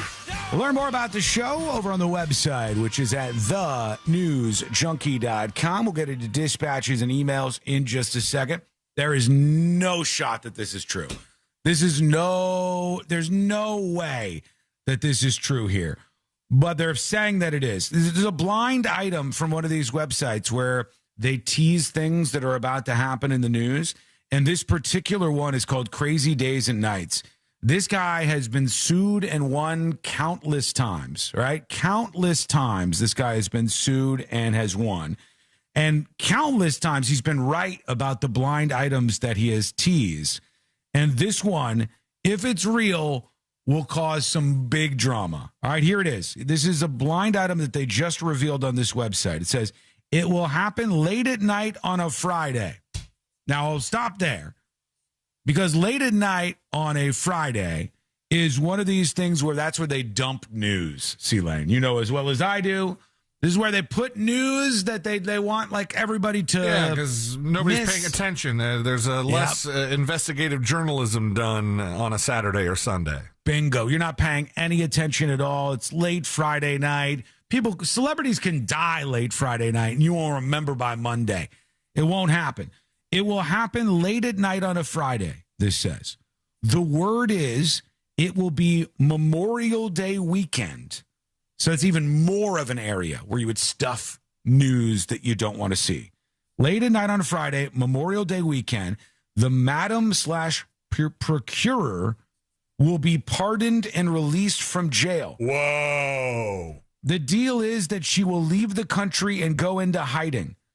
Now, again, this is the website that has been right about an unbelievable amount of very shocking things that they have dropped over the years. Shocking things like the fact that Charlie Sheen had HIV, just to start. But there's so many more of these stories. I've followed this blind item website and seen it to be accurate many times over the years. Crazy Days and Nights is the name of the website. It's run by an attorney, okay? So the person knows what they can say, what they can't say, and that kind of stuff. But when they say the word is, it's going to be Friday late at night, Memorial Day weekend, that madam/procurer will be pardoned and released from jail. The deal is she will leave the country and go into hiding. And the revelation on the site is that this is going to be Ghislaine Maxwell. And did we think it was any other madam? No, of course. But there is no shot that we would see a Ghislaine Maxwell pardon and then just that person just shuffles off into hiding and goes off to some other country. That would be, I think that would get some people fired up. I really think there would be some people who would be fired up about this. Ted says it wouldn't surprise me at all. Abraham says, is anyone really shocked? Yeah, I legitimately will be shocked if this happens. 100%. I will be shocked if this happens because I don't think the public wants this to happen. Hell, I don't know if there's public polling about what people think about Ghislaine Maxwell, Jeffrey Epstein's pal, but I would guess that her approval rating is probably in the gutter even more so than Congress. Mm-hmm. I would say that people probably dislike this woman and what she did, what she was convicted of. She's the only person who's been held accountable in all of this Jeffrey Epstein nonsense. Well, Jeffrey was being held accountable until question mark, right? I mean, we haven't really sorted that one out, I don't think yet. It never seems to end. But that I'm telling you, they're very accurate, and this is what it says. I'll read it for you one last time. It will happen late at night on a Friday. The word is it will be Memorial Day weekend that the madam/procurer will be pardoned and released from jail. The deal is she will leave the country and go into hiding. Ghislaine Maxwell is the reveal. But who on earth does that benefit? I don't think that benefits anybody. Arnott says maybe she makes some deal and names names, but they already did a long interview with her when they were releasing all of the Epstein stuff. And the interview ended up being released, and she didn't name any names there. There was no big jaw-dropping, shocking moments that happened there. I don't think this is going to happen. This is a place that usually is right about this, but I think they might have this one totally wrong. We'll see. We'll see what happens. But what would your reaction be, no matter where you're at on the political spectrum? Would you be against that? Would you be for that? What would you think if this happened? Let us know. Tips@thenewsjunkie.com, TIPS at thenewsjunkie.com. I mean, if this does happen, does that make the powers that be that allowed it to happen look more guilty? I mean, it doesn't look good. It doesn't look good. You release Ghislaine Maxwell, and I think almost everybody is going to be against that. I can't picture a person who's going to be like, absolutely, finally, it's about time, other than Ghislaine Maxwell. Maybe that one guy that hit on her ended up having to lose his whole business because he was in the files and he was in the emails just hitting on her, not having any knowledge of anything that went on, from what I saw. But, it's a toxic thing to be involved with either of those names. Big time. And the top comment under this says that if Trump were to be on board with pardoning Ghislaine Maxwell, it would be because she had something on him. Yeah, and Johnny on TNJ Chat says political suicide. I agree. I think this would be just shooting yourself in the foot.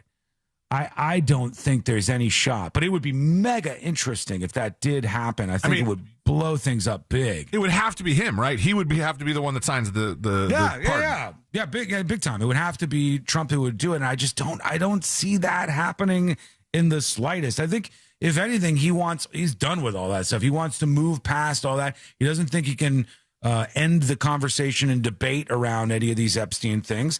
So he wants to move on to Iran or, whatever other thing.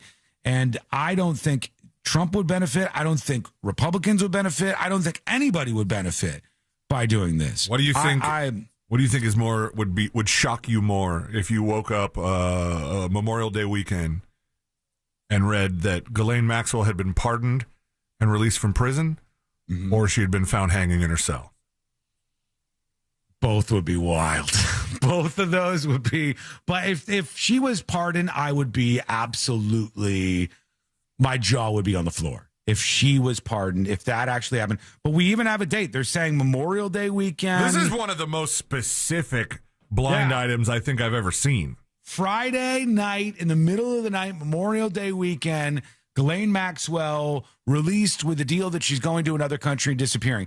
The thought that would somehow end all the Epstein talk is the most dumb idea I can think of. It would not end anything. It would be way worse. But we'll take your thoughts on that. Record your dispatch with your thoughts on this or anything else we talk about on the show over at thenewsjunkie.com right now. A couple of emails coming in. This is JR, who says the tips at thenewsjunkie.com about the red button, blue button. Oh, God. This is like the doomsday clock for me. Trying to describe what this whole phenomenon has been about. The phenomenon is, what button do you push? There is a private vote. Everybody has to vote around the world. If you push the blue button and 50+% of people join you to push the blue button, nobody dies. If you push if less than 50% of people push the blue button, then people who push the blue button die. Right? I get it right that time? You push the red button, you live. Anybody who pushes the red button lives. They live no matter what, which is why the red button was such an obvious choice for me. The idea of the blue button is having faith in other people, which, stop it. Stop having faith in other people. It just is not going to work out for you in the long run. Trust yourself. Trust your family members, your loved ones. Trust blood over water. Trust your friends over people who you don't know, over strangers. Never put your trust just in randos. That's such a weird idea to do that with the empathy thing in mind. Like, these people are all good out there somehow. But anyhow, JR says, the tips at thenewsjunkie.com. I'm a podcast listener, so sorry this isn't timely. The problem you presented and the way you played it out is just a way to cull dumb people who think before they act. The red button is the only reasonable choice. To fix this, the following change to the experiment is needed. The participant is brought into a room with a red and blue button. You are not told who votes or how many people will be given the opportunity. If 50% or more people press the blue button, everyone lives. If less than 50% press the blue button, everyone in the world dies except those who press the red button, including those who did not vote. Hope this sparks some more in-depth conversation. That doesn't change it much. Not really. My favorite take on this, and there was a lot of these coming in. My favorite take on this was that the biggest brain take is that everybody who's smart will hit the red button, and the people who hit the blue button are fair to wipe out anyways. And this is like when they called COVID a boomer eraser. You know what I mean? This is like that. It's the version of that. But we're getting rid of the dumbest people who just want to press the blue button because they trust everybody else around them will do the same. Press the red button. Speaking of red, Diana emails the show. Diana says, I'm watching the YouTube replay because I lose access to my work computer for 3 hours a day, 3 days a week. Unbelievable. Unbelievable. Red is definitely your color. You look great, says Diana. And I like how your face lights up when you talk to Courtney. So sweet, says Diana. Well, thank you, Diana, number one. My face did not just light up when Courtney walked into the studio moments ago because we've been a victim of a crime. We have been a victim of a crime at this house. And I don't know exactly who is responsible, but somebody is. And she said, look what's going on here. Somebody threw a Chick-fil-A sauce packet on top of our house. And I said, could have been Christopher Dolores Lane, could have been C Lane. I don't know.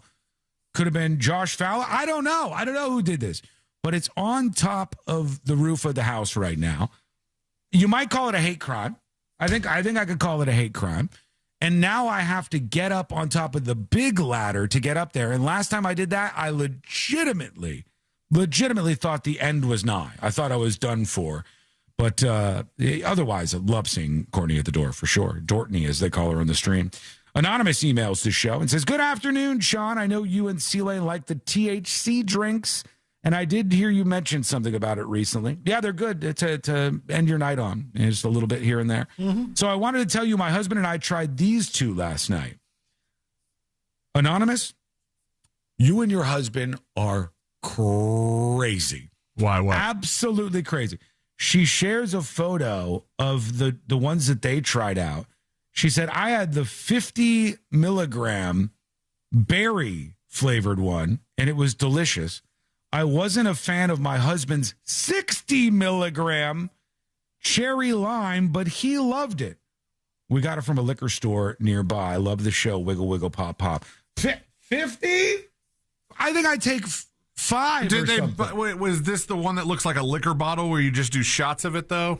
No, it says high potency, low calorie on the can. It's like a sports, it's like a energy drink can, and it's 60 milligrams. Some of them. That's crazy. That would have me spinning around. And finally, real quick, Steve emails the show. Steve says, Sean, last night I finally watched my first episode of Secret Shows, thanks to snagging one of the gifted subs that somebody gave. It was the latest episode, I Can Fix Her, and now I'm hooked into the adventures of Pallet Man that have been featured exclusively on Secret Shows. It's a good time. I nearly lost it when C-Lane pressed the wrong button and nobody but Josh noticed, and you almost did a spit take. Look forward to the next one, and we'll be watching some of the other episodes this weekend as well. Thanks, Steve. Thank you, Steve. Get in on the Secret Shows side of things. Subscribe, because there's a Secret Show tonight, live at 8 p.m., you can watch on thenewsjunkie.com if you're a subscriber, or you can gift subs over on the website. Click that gift icon. When we come back, a big change at a store that we all go to. But what is happening? Wait till you hear this. That's coming up next on the News Junkie. Coming up tonight on Real Radio at 7. Hello. Welcome to the show. Welcome behind the scenes. Guess what? I got a pretty wild story for you in a second, and then we got Fritz on the streets. Fritz on the streets. Tommy says more button stories. Ugh. As people are allowed to react, even if they're a little late on the podcast, okay? Don't get all disgruntled. I was given a 200 milligram chocolate bar. This report is sponsored by Wendy's new 200 milligrams? at $4, $6. Let me show you what I have. Hang on. For a pretty biggie deal, gotta be Wendy's. U.S. price and participation may vary. Since 1984, Solar Source has helped Central Florida homeowners beat rising energy costs. Now, during the Solar Source This is what I have. Nowadays. Delicious. Legitimately delicious. Absolutely love the flavor of these and everything about them. This whole can is 10 milligrams. I have half per night to make me sleep because I don't like all the other things that I've tried to make me sleep. Half of this can puts me into a nice soft sleep. It's glorious. I usually only wake up like maybe once a night, if that, and the last couple of nights I haven't been waking up at all. Half a can. No melatonin, no none of this. No craziness. Half a can. 5 milligrams. If I drank the whole can, 10 milligrams, and in bed, I'm like, 10. She said 200 milligrams. The person's drink was 60 milligrams. That's 6 of these cans. Half is what I have each night. Woo.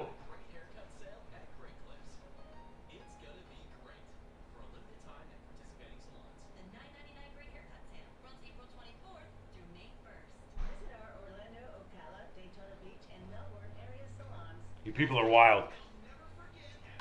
You people are wild.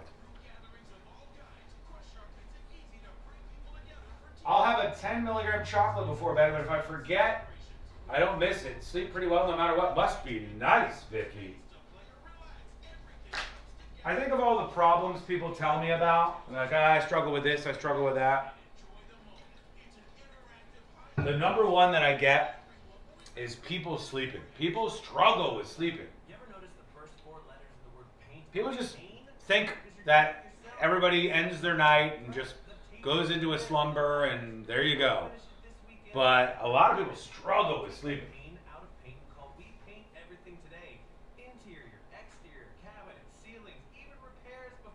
Tell us you are a W word without telling us that you are one. What's the W word? Wigger? What's the W word? Is it wigger? What is it?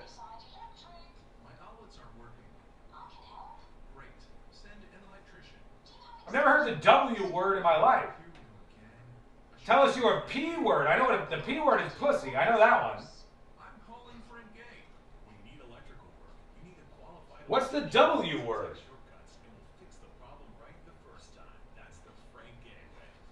Chaos says, I sleep more than 5 hours and I feel like shit.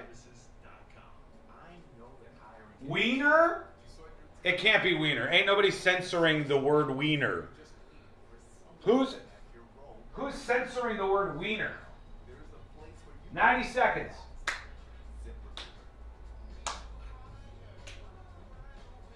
I eat 50 milligram gummies and barely feel it. You are wild.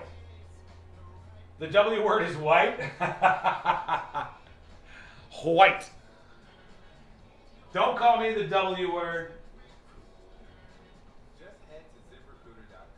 All right, we're cruising into this segment. Then we got Fritz on the street, and you can play along. Want to see you playing along, and we'll see who we represent in the game. Should be fun.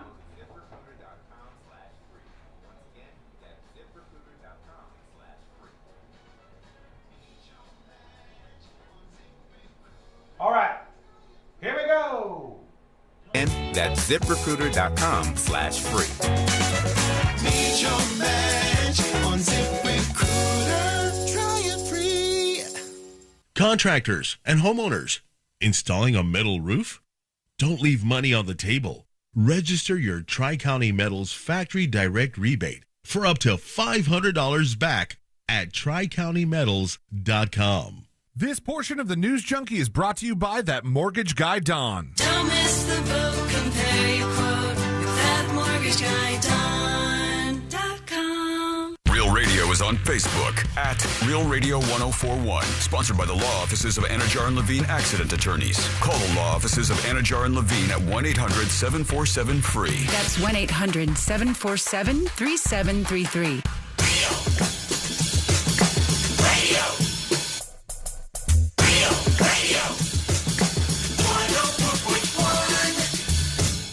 Occupying the space between high society and prison tattoos. This is the News Junkie.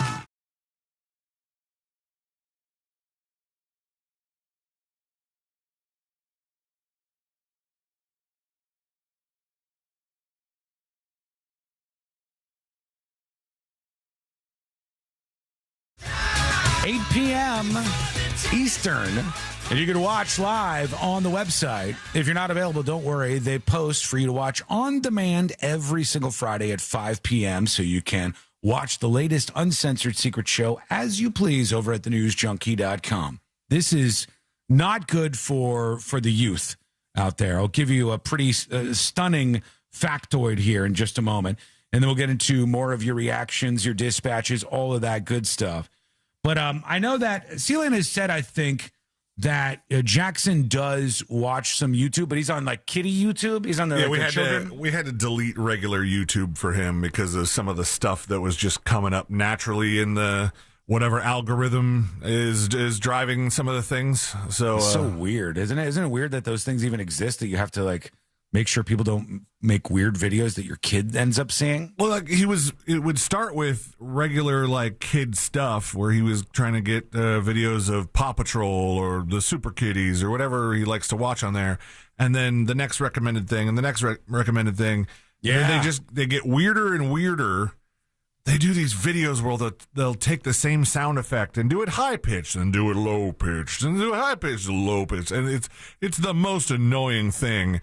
But for kids, they love it, right? Yeah, they do. And then there was one video where it looked like a first person shooter, and there's all kinds of weird sound effects in that, and then randomly some guy going, "Oh hell yeah!"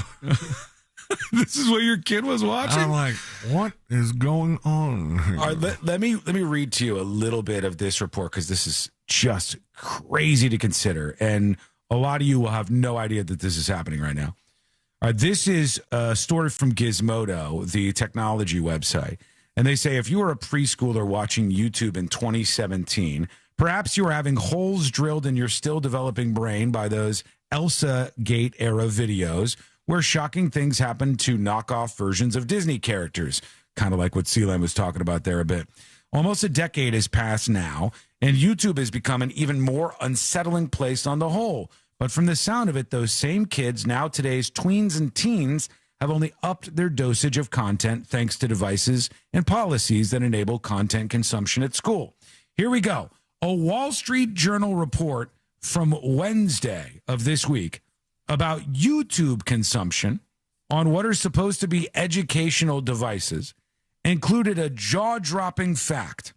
A 7th grader by the name of Ben Warren in Wichita, Kansas, little Ben Warren, who is in 7th grade, reportedly managed to log 13,000 YouTube video views in 3 months from his school Google account during school. This kid is watching so much video? YouTube. I hope not the same one over and over and over again. Do shorts count as this? Because that was another reason I kind of wanted to get rid of the main YouTube app for the baby, was that he would just like sit on a short for a while, and it's like 15 to 30 seconds, and it repeats over and over again. I'm like, dude, you got to scroll. You need to scroll, or I'm going to lose my effing mind. Good question. I don't know if they say whether they're shorts or regular videos. One anonymous 10th grader in Oregon, according to the Wall Street Journal, logged 200 video views in one school morning last month. By my math, Warren was averaging 144 shorts per day across his entire heavy viewing period.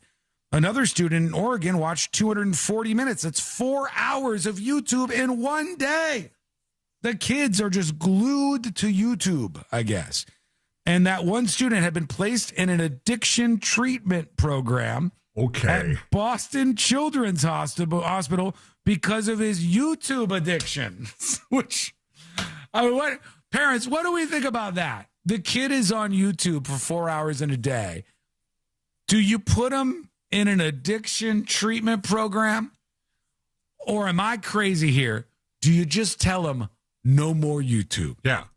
Yeah, is this where we're at now? It was very easy to delete, you know? You could just delete it. Delete the app, have some control over your kids. You're in an in-person addiction treatment program at Boston Children's Hospital for this kid who was a 10th grader. A 10th grader. No. Yeah, a 10th grader, I think, was the one responsible for this, who watched 4 hours of YouTube in a day, and they brought him to an addiction treatment program. Okay. All right.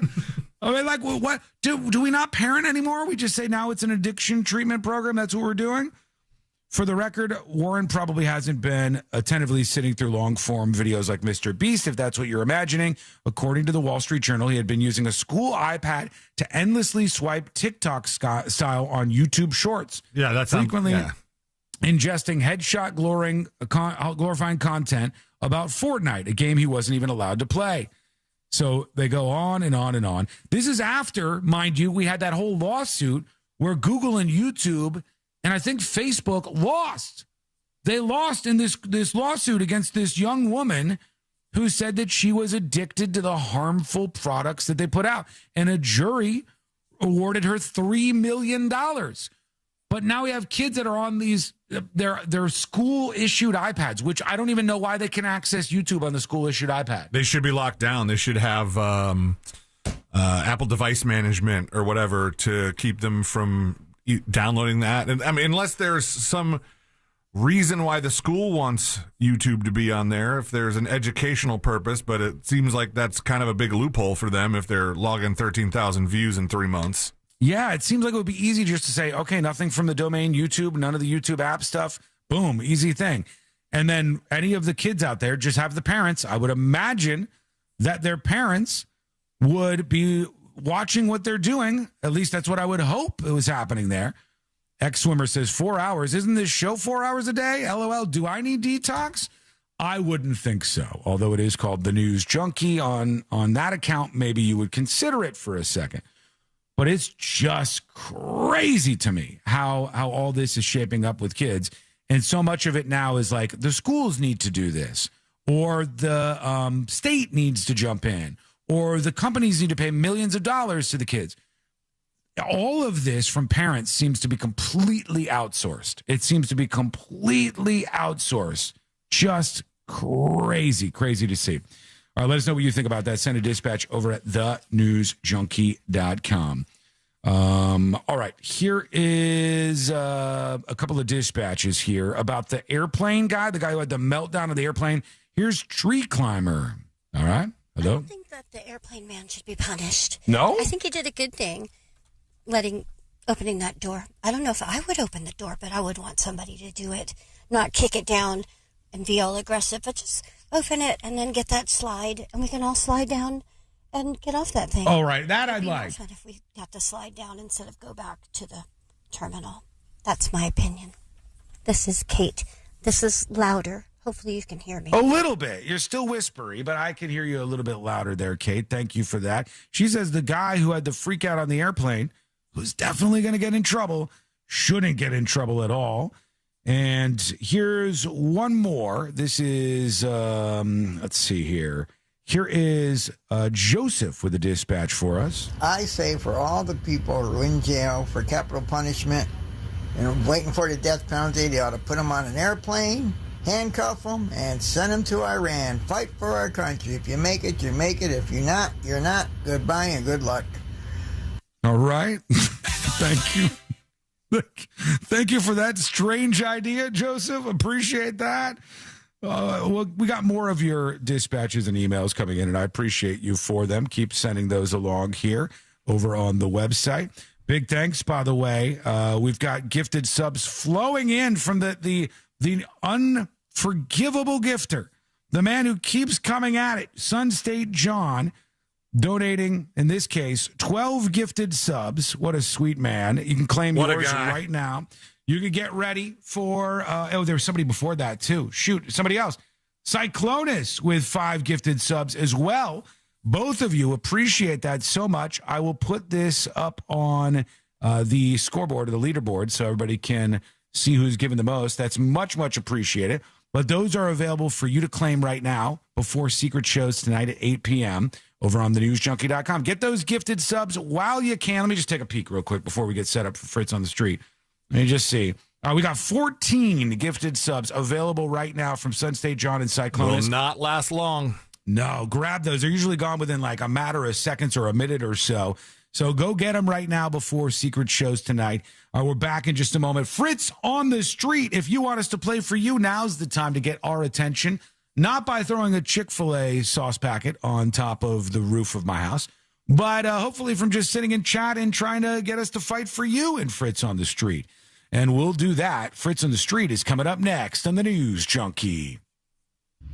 Celebrate the arrival of summer at the 5th Annual Sanford Riverwalk Rhythm and Brews Barbecue Fest, Saturday, May 9th. Details at realradio.fm/events. You're still going to get stuck on I-4 eastbound before World Drive between Osceola Parkway and Apopka Vineland Road. Congestion through the city. There's off-ramp backup from Florida's Turnpike to OBT and expect delays once you get off the ramp from the Turnpike to I-75 northbound. There's slowdowns there as well. No serious accidents affecting your ride.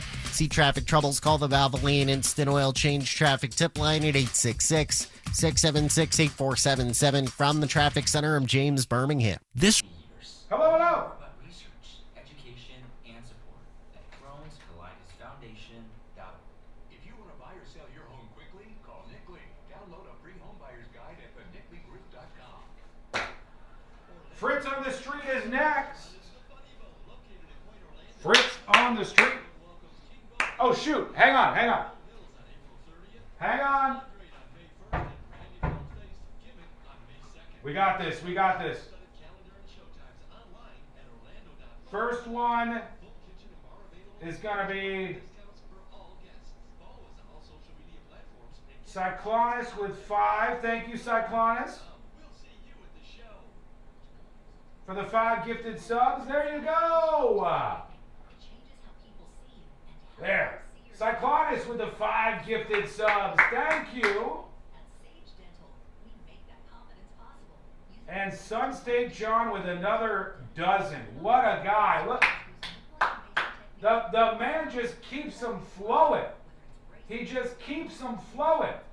Now take up that challenge. Let's see you do it. Hit the gift icon over on thenewsjunkie.com and spread the word. Or just subscribe today. Unbelievable. So excited for tonight's show. Gonna be great.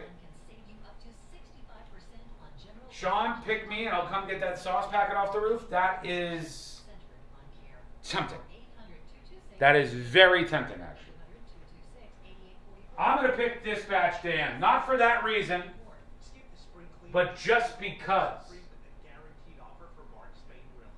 Now, I don't know if this is good or bad for you, Dispatch Dan, but I'm picking you over on TNJ Chat. Drinker says, I'm baked as a bean. Good for you. Dale Tona says, I think the W word is wussy or wuss. We don't need to censor any W words. None of them. We do not need to censor any W words at all. Unless I'm crazy here. Is there a single W word that needs to be censored? Whore? No. Wallaby fucker? Probably. Second half of that, maybe.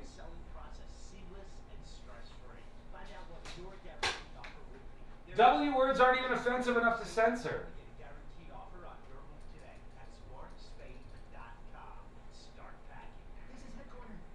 I'll bring a high reach and wear the thong you like. Thank you. Finally.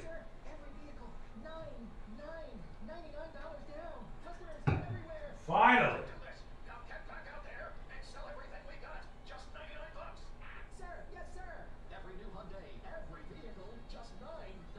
The UK has just raised their terror attack threat to severe, meaning a terror attack is highly likely.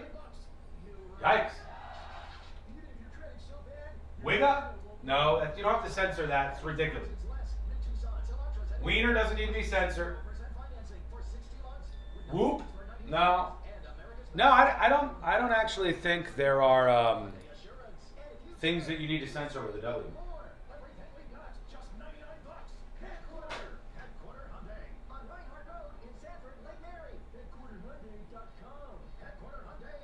$90 seconds and we're back with Fritz on the Street. I see you, Tanya. I already promised Dan. Now I don't know that I'll be successful or not. Soon enough. We're not that many days away from Wasson being censored.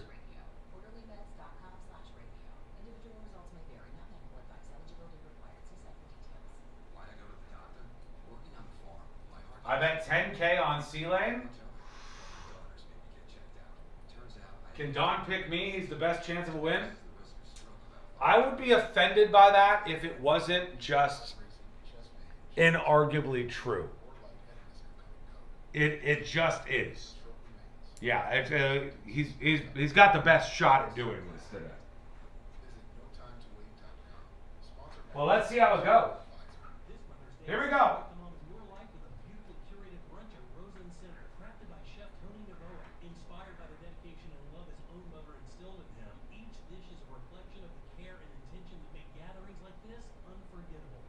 All right. By Chef Tony Navoa. Inspired by the dedication and love his own mother instilled in him, each dish is a reflection of the care and intention that make gatherings like this unforgettable. With dozens of decadent dishes, fresh seafood and sushi, omelet, waffle, and carving stations, plus complimentary champagne, mimosas, and free self-parking. Make your reservation now for Sunday, May 10th at rosencenter.com. Treat mom to a brunch she'll never forget. Do you have AC needs? Turn to the experts at Carrier. Go to millsair.com. Broadcasting live from the JustCallMo.com studios. Injured on the go? Just call Mo. Visit JustCallMo.com or dial 1-800-CALL-MO. This is WTKS-FM HD1 Cocoa Beach, Orlando. An iHeartRadio station. Guaranteed human. Real Radio has your chance to win $1,000. Just enter this nationwide keyword on our website, family. Family. Family. Enter it now on our website at realradio.fm. And don't forget to answer your phone if you get the call. Good luck.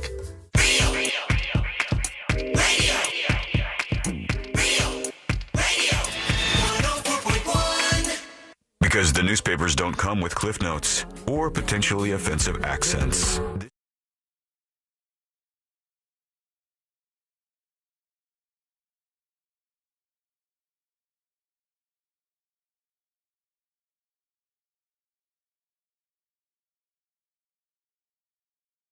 All of radio.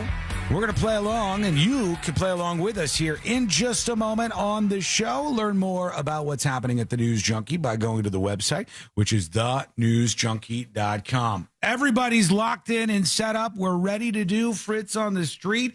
I see that mortgage guy, Don, over there. Don, how are you? Hello? I just couldn't be any better. I got to tell you something, Don. He showed up nice and early for intimidation factor. Yeah. He doesn't need to do that because already people were saying, why even try? We all know that Don is going to win the game today. I was like, well, give us a shot at least. Let's see. Even a blind hog roots up a tater from time to time. I did good last week. Yeah, I say that all the time. Yeah, I do that too. Our friend Fritz is joining us here in the studio, and you can be part of this when it actually goes down every single week when Fritz does Fritz's Funhouse Trivia. But right now, it's time to do it on the radio. I guess we announce who we pick first. So yeah, we usually do that first. I'll start off. I picked Dispatch Dan over in TNJ chat. Dispatch Dan. I will be representing him whether he likes it or not. And it's probably not for the best for him in this game, but I'll be representing Dispatch Dan. What about you, C-Lane? I picked Paul Meadow on the texting service. All right, Paul Meadow. Don, have you selected anybody to represent? I have not. You want to choose for me, and then next week I'll make sure I've got somebody. Well, let me tell you something. If you want to look at chat or anything during the break, they're all going to be asking you to represent them. So I'll just give you one of them. How about now a lot of people here. How about Ghost Bird? All right, Ghost Bird. Ghost Bird will be with Don and Fritz on the Street today. And that gets us all set and ready to go, I think. Fritz, you ready to do this? I think so. I said I was ready last week, and then we had that kerfuffle, so let's see. No, you got it. You got it today. Let's do Fritz on the Street. Now it's time for Fritz on the Street. It's like the parachute has opened. Hi, Sean. Hi, Don. There it is. Hi, Christopher Lane. Hello, Fritz. Fritz on the Street, sponsored by that mortgage guy, Don. He's to the left of me, and he's always on your right side of life. If you need to buy a house, sell a house, refinance, you name it. And you can also listen to the radio show every Saturday, 9 a.m. to 10:30 a.m. on Real Radio 104.1. We talk about everything from, International Pie Day to also, why you should, get an appraisal on your home and also compare quotes. And don't miss the boat. Go to homeloansradio.com and or thatmortgageguydon.com.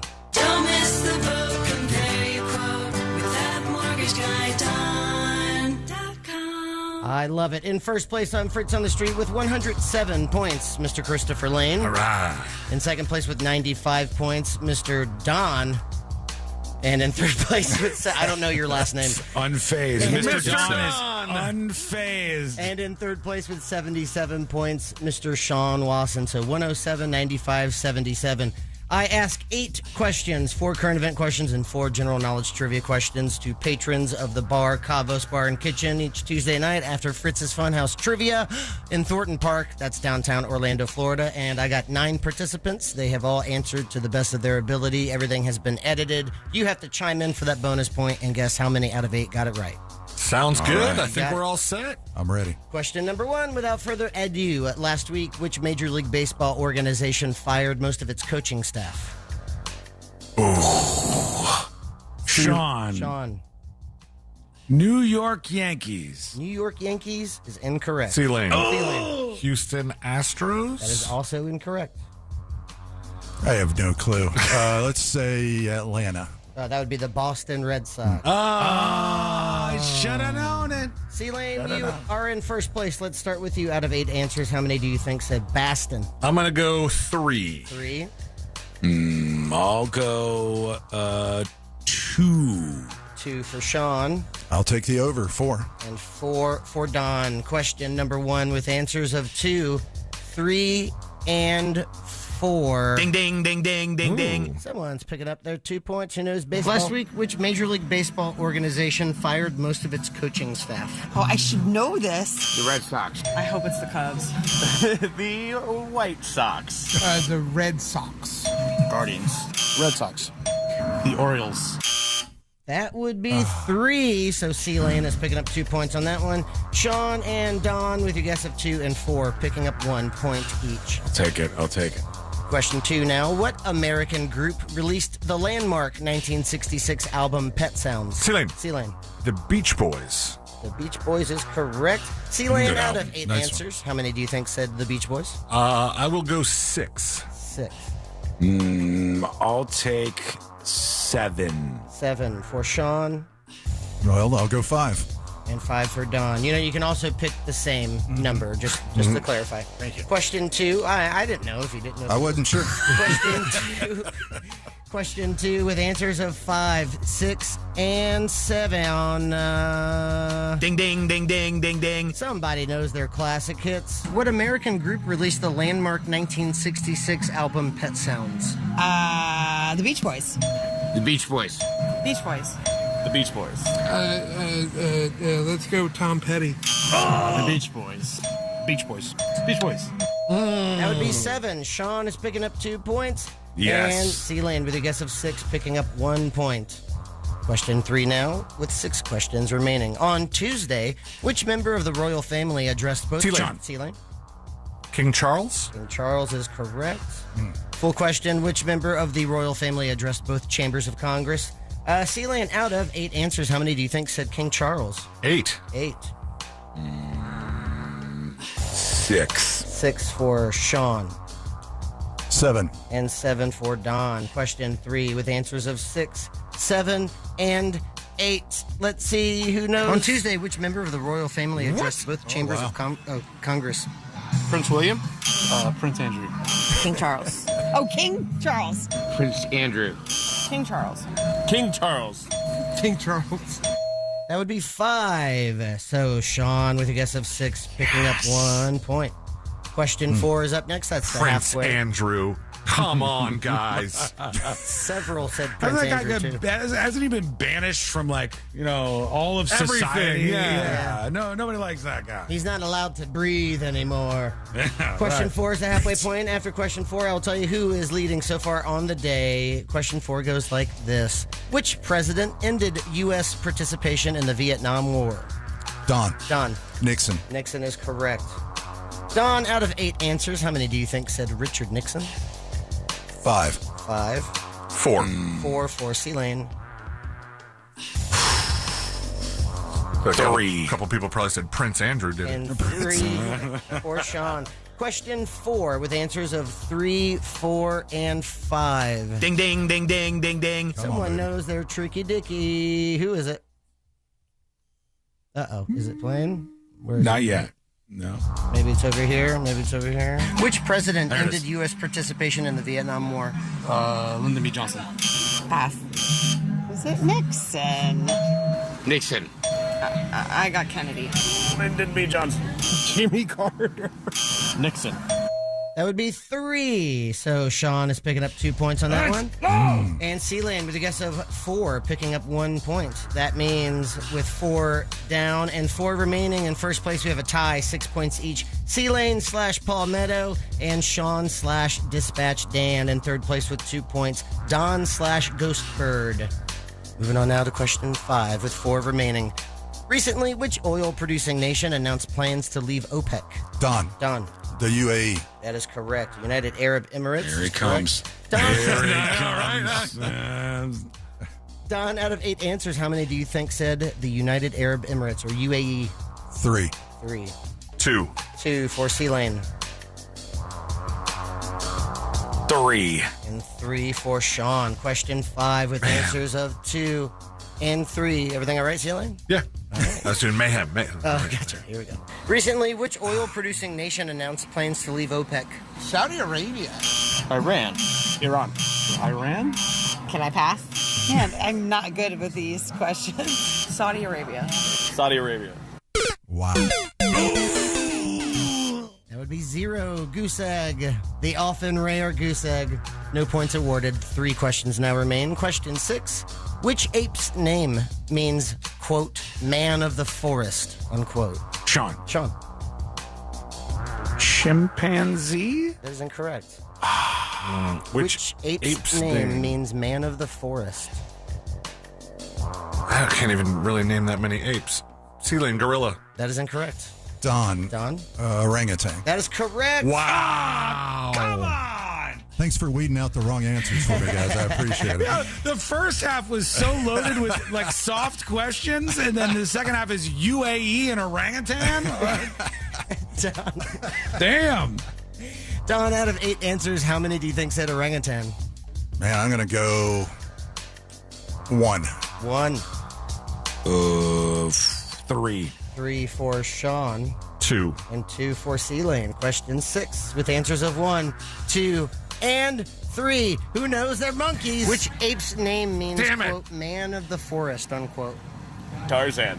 Orangutan. Orangutan. Orangutan. Sasquatch.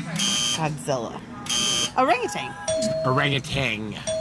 That would be 5. So no points awarded on that one. Well, that either. was depressing. Yep. Yeah, I feel it too. 2 questions now remaining. Question 7. Over the weekend, a gunman allegedly opened fire during which annual Washington, D.C. Don. The Correspondence Dinner. Correspondence Dinner is correct. Come on. It's like he's doing it on purpose. I feel so stupid. It's like the runner that like strapped a bunch of weights to himself just to see if he could try to test his mettle a little more. And he has a parachute behind him. Yeah. Second time I've mentioned parachute. Let me give him a little bit of a head start, and then second half I'll start sprinting. Okay. During which annual Washington, D.C. event rounds out that question? Don, out of 8 answers, how many do you think said the White House Correspondents' Dinner, WHCD? 6. The best in basement radio. 6. Let's go 6. 7. 7 for Sealane. 8. And 8 for Sean. Question 7 with answers of 6, 7, and 8. Ding, ding, ding, ding, ding, ding. Someone knows it. Who could it? Over Come the on, weekend, baby. a gunman allegedly opened fire during which annual Washington, D.C. event? Correspondence Dinner. Press Correspondence Dinner. The White House Correspondence Dinner. Correspondence. Dinner correspondence. White House Press Correspondence Dinner. Correspondence Dinner. White House Correspondence Dinner. The White House Correspondence Dinner.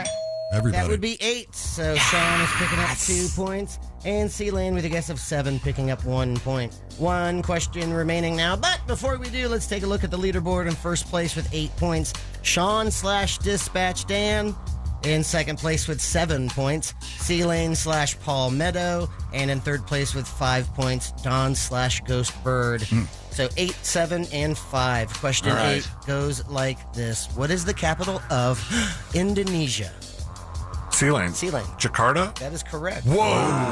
Nice one. C-Lane, out of 8 answers, how many do you think said Jakarta? 5. 5. That's too high, I think. 4. 4 for Sean. 3. And 3 for Don. Question 8. This one's for all the marbles. Question 8 with answers of 3, 4, and 5. And what is the capital of Indonesia? Pass. Kuala Lumpur. Jakarta. Nice. Jakarta. Cambodia. The Maldives. I'm bad at capitals. I'm sorry. No, yeah, pass. That would be 2. So Don with your guess of 3, picking up 1 point. And we end the day thusly with 8 points each. We have a tie. All right. C-Lane / Paul Meadow and Sean / Dispatch Dan. Congratulations to those two. And in third place, just 2 points behind with 6 points, Don / Ghost Bird. That means the new total. There we go. Carry 2. Yep.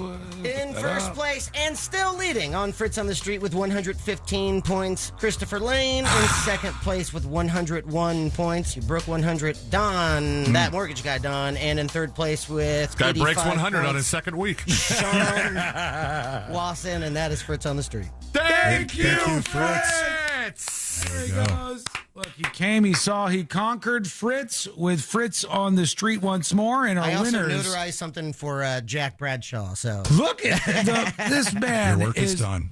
The man of many talents around here. But we want to say to Dispatch Dan, who I was playing for, and Paul Meadow, I think, who C-Lane was playing for. You're our winners today. Email me tips, TIPS, at thenewsjunkie.com, and I'll hook you up with a great prize. Easy as that. You can join us here on the show with dispatches, emails, and all the rest. And more importantly, you can join Fritz every single week when he's out there doing Fritz's Funhouse Trivia. Now, I was telling Fritz, I was talking to one of the guys over there at Cavo's where he does this Fritz's Funhouse Trivia a lot of time. And they didn't have they couldn't say enough good things about Fritz's Trivia night. That's the really amount sweet. of people that it brings in, the people who are just so dedicated to showing up for this, and I think you should be too. So make sure you're following along with Fritz on all social media. Did I catch a Ryan Holmes in that dais there? I think that is correct. Yeah, Ryan Holmes. And let's see, we had 12 teams on Tuesday, which is was he out without his wife again? Because I hear that's like his new thing. It's he went to do comedy across the street, and then when he's failed, and then went over for the trip. Yeah. When he's done, basically, he just walks across the street and hangs out for a little bit, has a little bit of a, I don't know, a drink, and then he's like, all right, I got to wake up in 4 hours. Then I was going to say, does Ryan let loose on a Tuesday? No. He's not getting, read his contract to the adoring public drunk, is he? No, he's like, he's a professional comedian, so he shows up and he just paces in the parking lot, and then he kicks the door in, and then he's out. He's working on a bunch of new material, he told me. Yeah. Is he? All right. Yeah. Well, I never trust him. I don't trust that guy as far as I could throw him, but he is a nice dude. He is very funny. And I think 1,000%. Oh, by the way, I second this from Rachel on YouTube. Let's just throw this out there into the ether. Rachel says, man, Fritz, in my humble opinion, could be huge in the voiceover world. He could have the perfect cartoon voice. Well, I'll tell you, he does a lot of acting and theme stuff. And if you don't know what Fort Fritz is and you don't know what all that very, very creative outlet stuff is that Fritz has done over the years, I would encourage you to go check it out. Is there more Fort Fritz episodes in the works? We've been thinking about it. We have like 100 stories pretty much in the can. So we're just kind of biding our time to get the next season done. We just don't know when it's going to be. It might be next year. I would imagine next year.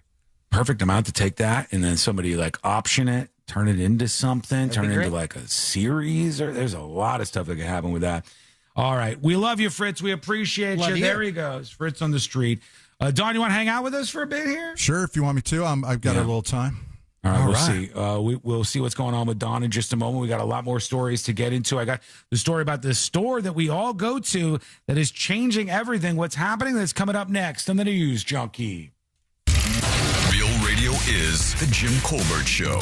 Like a bar fight with microphones. The Jim Colbert Show. Weekdays at 3 on Real Radio. Hello, hello. Welcome to the show. Stand by, stand by. Stand by.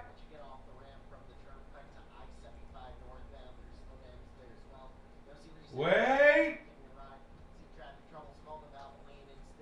DJ Rage with the 13 gifted subs.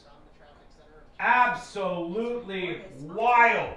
Warehouse of Orlando. We'll put this down here so I mention it when we come back. Save up to $800 warehouse wide. Get buy one, get one. DJ Rage with 13 gifted subs. 0% interest financing, free delivery, and their exclusive lifetime price. Only a few of those available at thenewsjunkie.com. Don't forget secret shows tonight at 8 o'clock.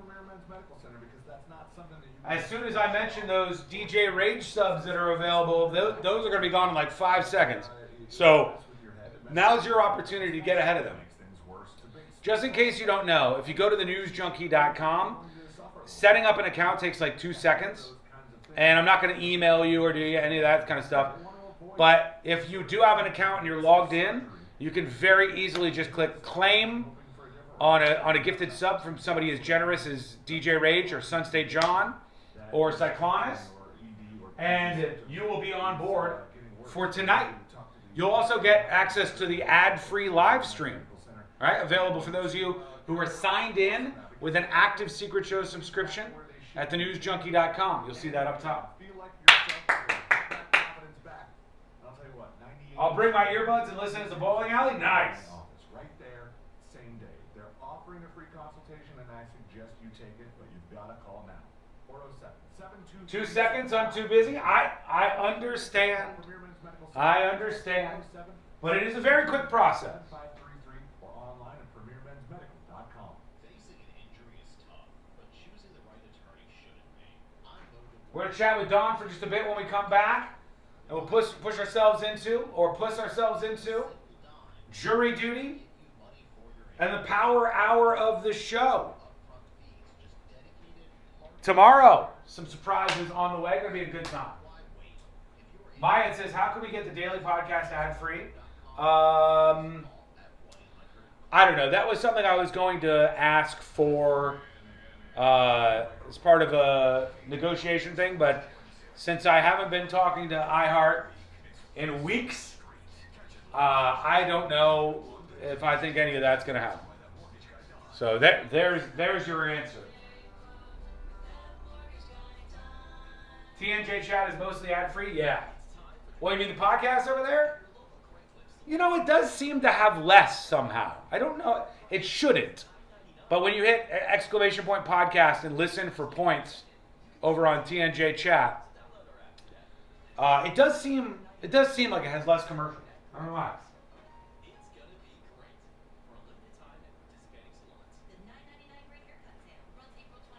By the way, the new PTZ camera allegedly going to be installed in the studio on Sunday by our guy Austin. Austin! This sucker is going up on Sunday.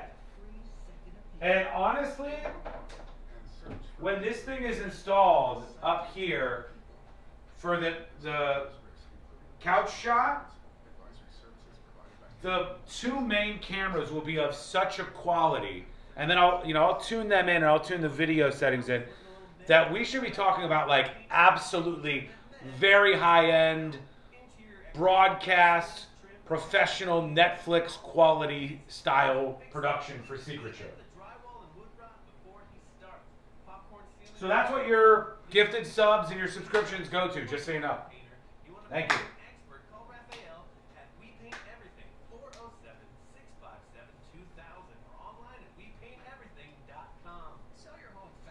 Does the old studio cam go into the bedroom on Sunday? No, you weirdo. No,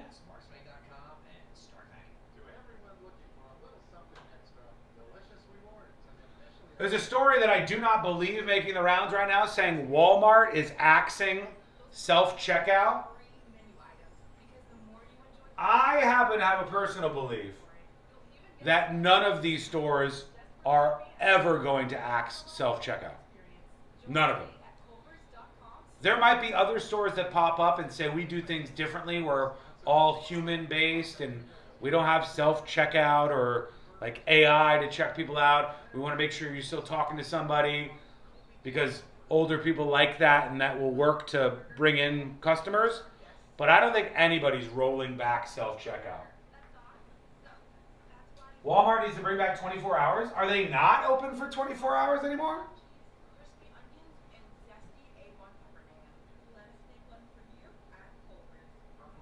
Two minutes and we're back live.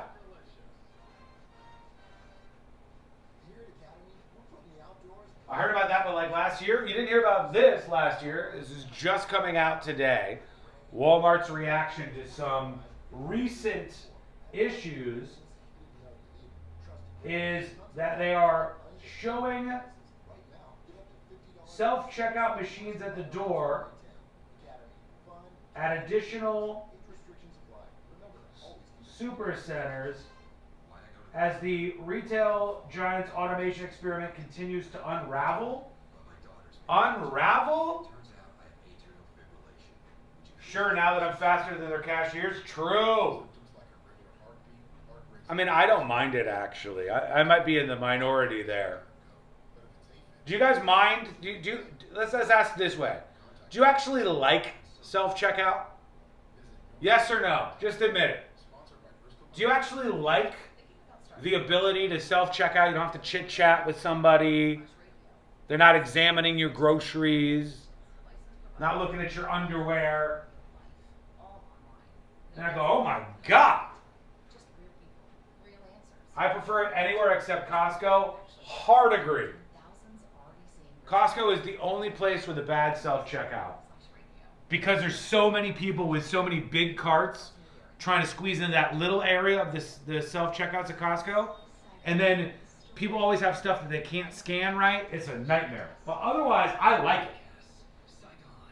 Don't like it, says CNJ. I prefer regular checkout. See, I told you I was going to be in the minority here. I think I like it better. So do people who steal stuff, though.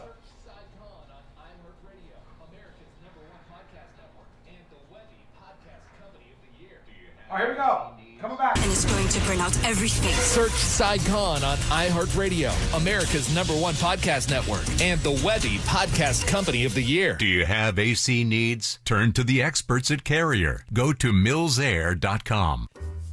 Real Radio has your chance to win $1,000. Just enter this nationwide keyword on our website. Family. Family. Family. Enter it now on our website at realradio.fm. And don't forget to answer your phone if you get the call. Good luck.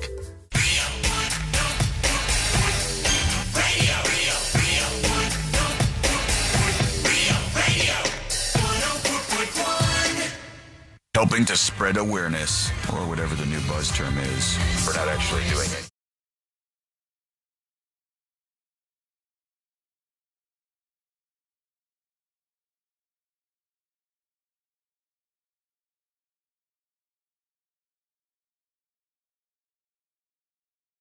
And I know where I'm at on this one.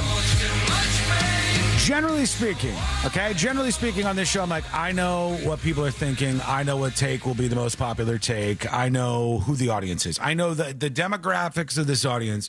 I know the listeners. I know them, and I know what they want. But this is one where I say, hey, I think I'm actually outside of the norm on this. Our friend, that mortgage guy, Don, hanging out with us here on the show as we roll on. And just to get to know a little something about you in a tiny way, Don. If you are at the store, you're ready to check out, and you have the opportunity to interact with a real live human being with a pulse and everything, or to go self-checkout, which one of those things are you choosing? Well, I would say it depends on the number of items that I have. Like if I have one or two things, I'm going to just try and do the automatic checkout and be out of there. But if I've got to juggle 7 things and balance them on the thing and all that, I'm not going to do it. Mm-hmm. Yeah. So it's not about the interaction. It's about what's easy for me, basically. Right. I use the self-checkout sometimes as a glorified express lane. That's sometimes even a little bit more express. But also, if I have the baby with me, it's usually the person. I'm not trying to... that makes sense. I get it. You're distracted by the baby and all that stuff. For me, I absolutely agree. I think it was Bootsy who said over on chat, everywhere outside of Costco, give me the self-checkout. Costco self-checkout is a nightmare. Well, it's a hellscape. It's bad. We used to use Costco self-checkout because that was the way that you got away with using somebody else's Costco card. So we would bring, because they didn't, for a while there until they started cracking down on this, they didn't really check your picture that hard. They would just like kind of glance at it, or you would just wave your thing at them as you walked in the door, and they're like, cool, you're good to go. And then when you check out, they scan it, so they might look a little harder at what your picture is, but not if you scan it at self-checkout.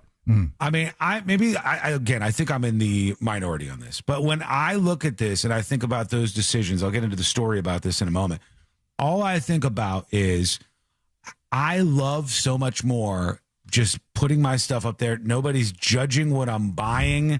There's no small talk going on with some employee that doesn't really want to talk to me to begin with, and I don't really care about talking to them. It's so much better and easier. And I like it in so many ways. Actually, I prefer that, but I know most people don't seem to. But when I see a story that says Walmart is getting rid of self-checkouts and switching back to traditional lanes. They were mostly self-checkout, I thought. Yeah, I don't believe it. I don't believe anybody's going back on this. I don't believe they're putting that genie back into the lamp. I don't know. No. Once these companies realize that they can get rid of the employees that they have to pay, the labor becomes so much cheaper, and they can keep an eye on things in a different way. Maybe one employee's watching 4 or 5 or 6, maybe even more self-checkouts. Right. There's no way they're going back to hiring actual humans at the checkout lanes. It's just not happening. What Walmart needs to do is finally admit that their situation, their process is annoying, and enable tap to pay. Because right now it's like you can scan your card. You can't do that? You can't. I don't think so. I think they have it turned off because they want you to use the Walmart app, because you can pay for your stuff in the Walmart app, or you could use like a card to swipe and stuff, but you can't use like your Apple Pay or any of that stuff at Walmart. Right. Ted says, I'll do self-checkout when I get 10% off for doing their job. Good luck, Ted. Keith says, Sean just doesn't want to talk to the peasants. I've said it a million times on the show. I don't care about the small talk stuff at a grocery store with a grocery store employee. And it's always the case that you sit there and they go, looks like you're making pasta tonight. You know, the pasta sauce and the pepperoni. Okay, whatever. I don't need you examining what I'm buying. Just let me go here. I don't mind them taking a look at what I'm buying sometimes. Why? One time it helped me out. And I'll say that because one time I didn't have my ID on me and they asked for it. And I was like, I don't have my ID on me. And they kind of looked, and then she looks at the manager, and the manager looks at the conveyor belt. And I have red wine and tampons on the conveyor belt.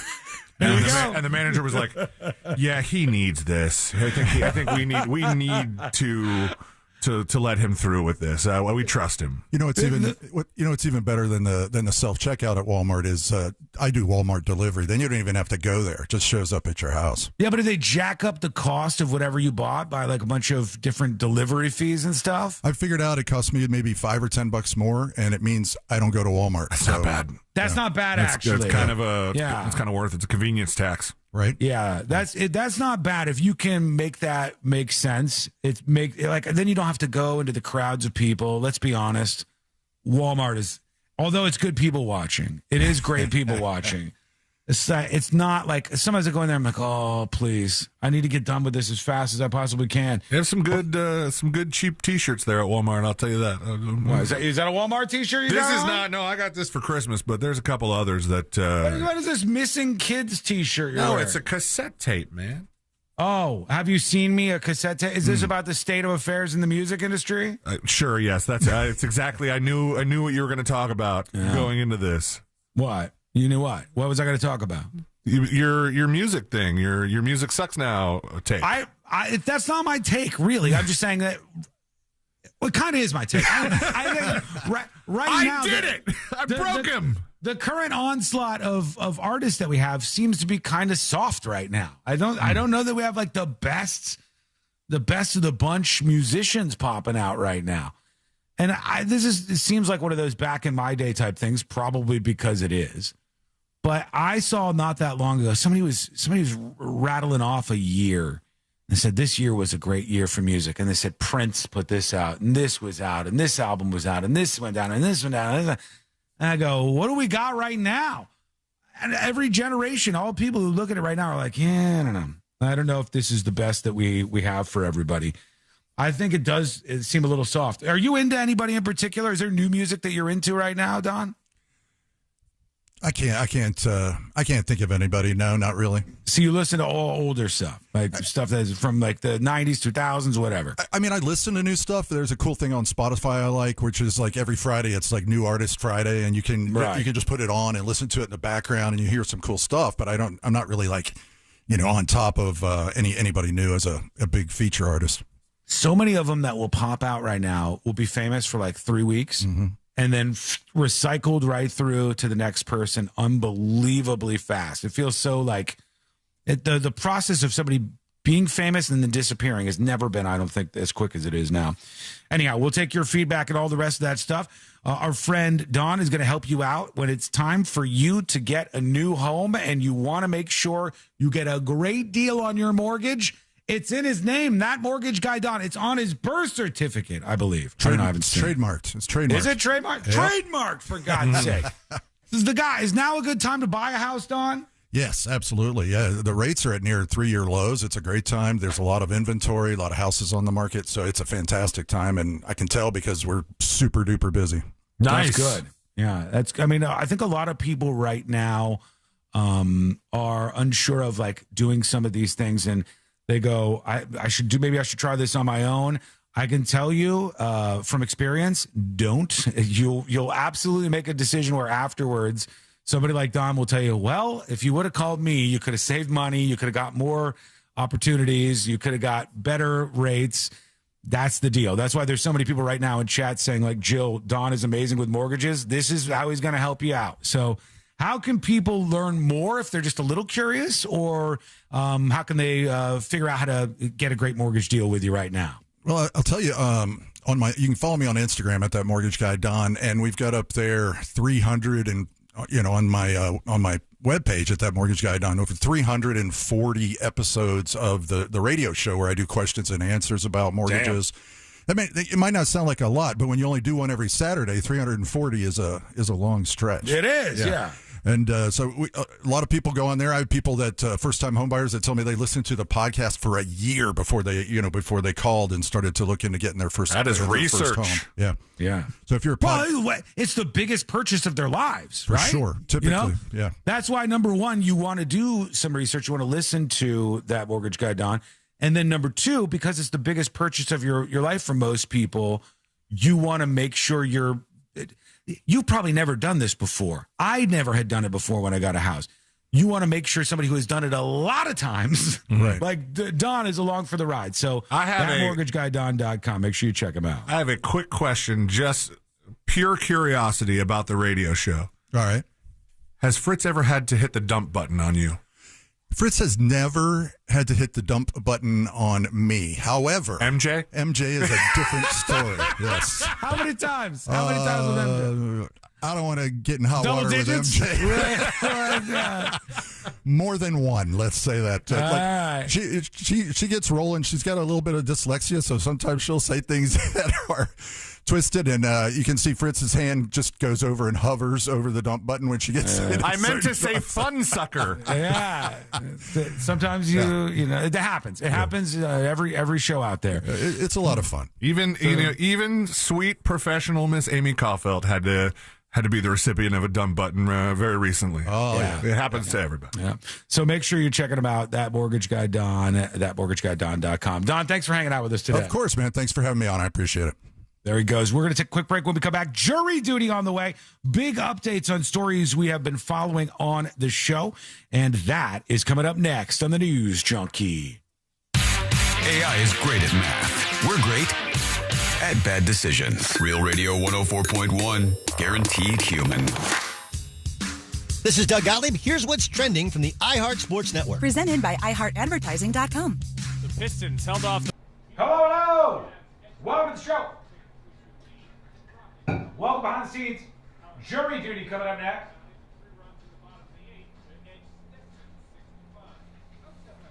Run a business and not thinking about. You know what's Think again. a big fat no for me? Than they did 20 years ago. You see, Netflix is trying to get people. Hey, hello? Hello? No. Not again. Not again. You mother.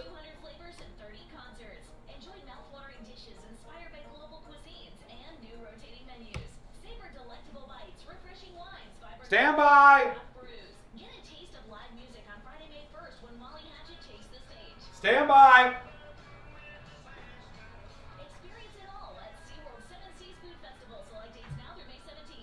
I knew it.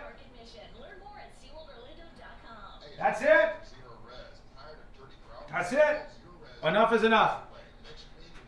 That is one failure too many for our cameraman, Samuel L. Jackson, who is now being fired from his job of following me around with the camera. Everybody say goodbye to Samuel L. Jackson. He's been our cameraman for months and months and months. And no longer will he control the camera. I'm putting him back over here. But I do need somebody new to run the show. Follow me around with the camera. So I present to you our brand new cameraman.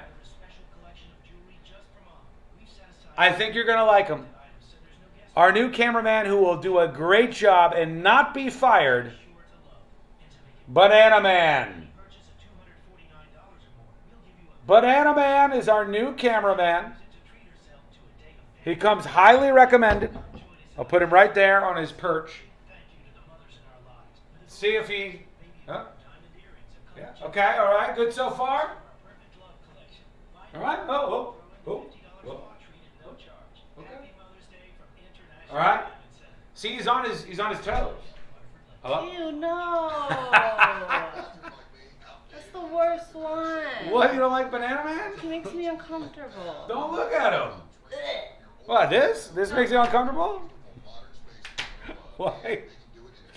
Why would that make you uncomfortable? You don't have any say in who gets hired around here? All right? It's not vulgar. What are you guys talking about? Okay, I'll take a vote on this. I will take a vote. If you guys want to keep Banana Man, type keep in chat. If you want to toss Banana Man and we choose somebody else, put toss. Keep or toss Banana Man. You have 90 seconds. Keep or toss Banana Man as our camera operator. Keep or toss. Keep, yeet. Toss. Toss my banana. Keep. More keep than toss. We got more keeps coming in. The keeps are coming.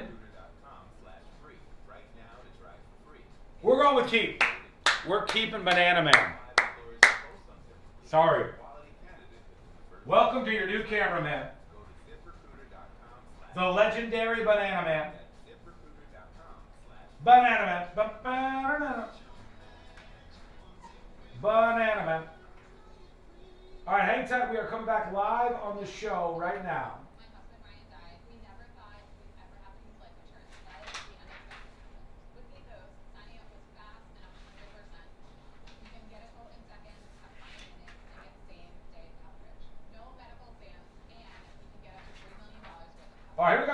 fast and 100% online. You can get a quote in seconds, apply in minutes, and get same-day coverage. No medical exams, and you can get up to $3 million worth of coverage. I'm grateful we were prepared. Get your free quote at ethos.com/term. That's ethos.com/term. Paid spokesperson. Time spent on application may vary. Online health questions required.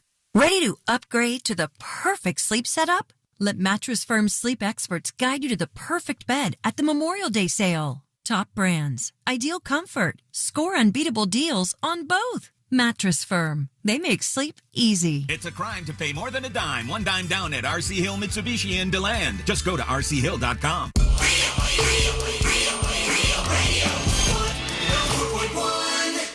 Now back to the most viral newsroom on planet Earth. This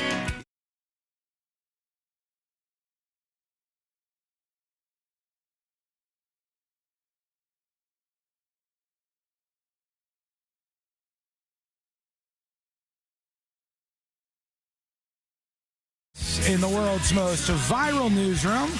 To learn more about the show, it's just a click away. Go over to the website, which is at thenewsjunkie.com. Just taking a look. We had even more gifted subs coming in. Cyclonus had gifted 5, 12 from Sunstate John, and then DJ Rage had gifted 13 subs. There are just a handful left. And just so you know, if you create an account at thenewsjunkie.com, thenewsjunkie.com, it takes you like a second.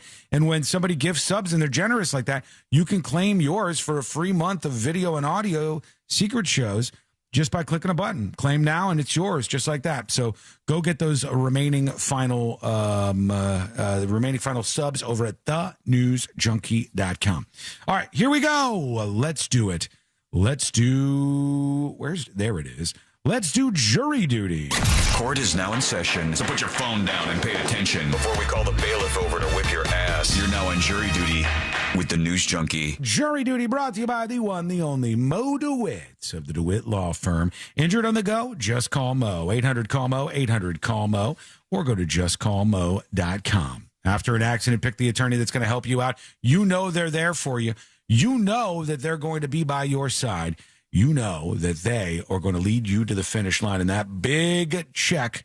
So check it out over at justcallmo.com.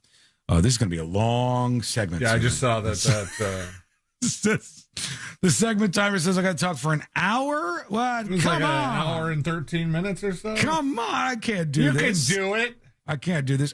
In the power hour coming up in a bit, I've got a fantastic story for you and a clip that you just absolutely have to see.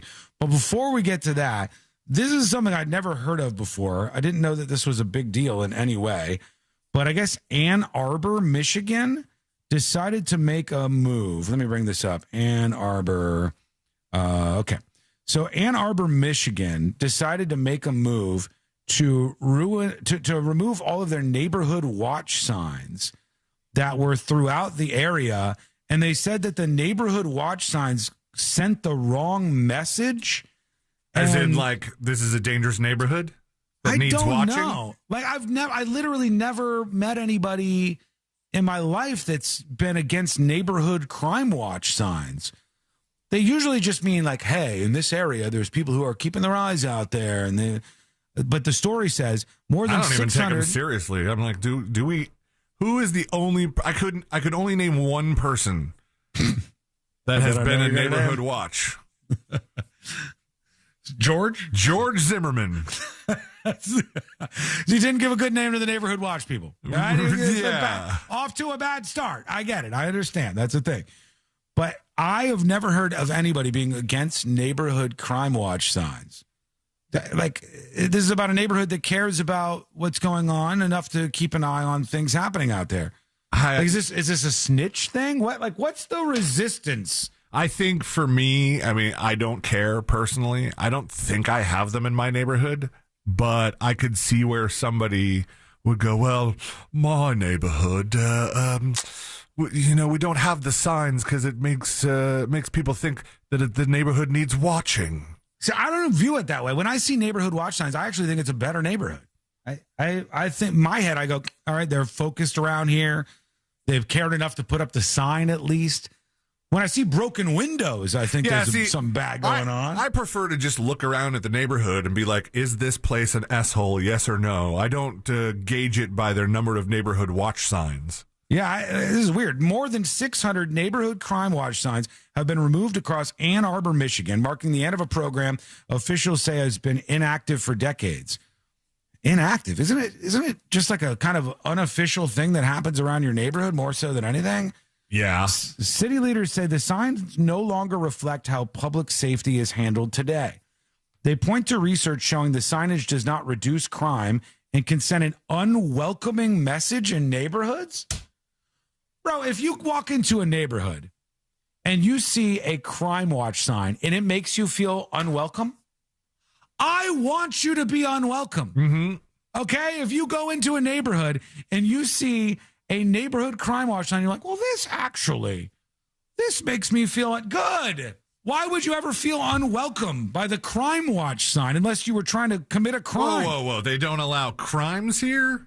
This is ridiculous. What's happening? Crews took down the signs over several weeks. They spent tens of thousands of dollars to remove these signs. Why? Wait, what? Wait, why?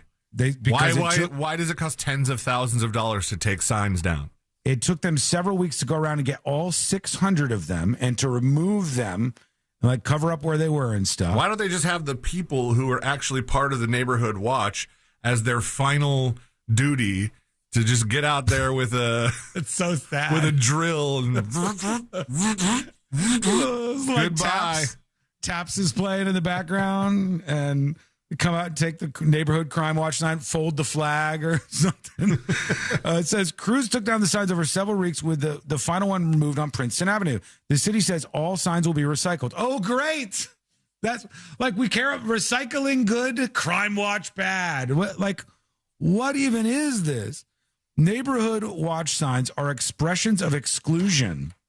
Exclusion of what? Criminals? And they're inconsistent with our values. Ann Arbor is a welcoming community. We don't want to push people away. We want to welcome folks in, says the mayor, Christopher Taylor. What is going on? What is going on? Neighborhood watch signs are expressions of exclusion? Yeah, for people who want to rob the houses in the neighborhood. Again, I don't want to go on another thing. I don't know if I need to. But again, I think you need to. These are the policies of a few weirdos harming almost always poor neighborhoods because they say to the poor neighborhoods, well, neighborhood watch we don't need to do. That's an exclusive thing. It's exclusion. They're expressions of exclusion.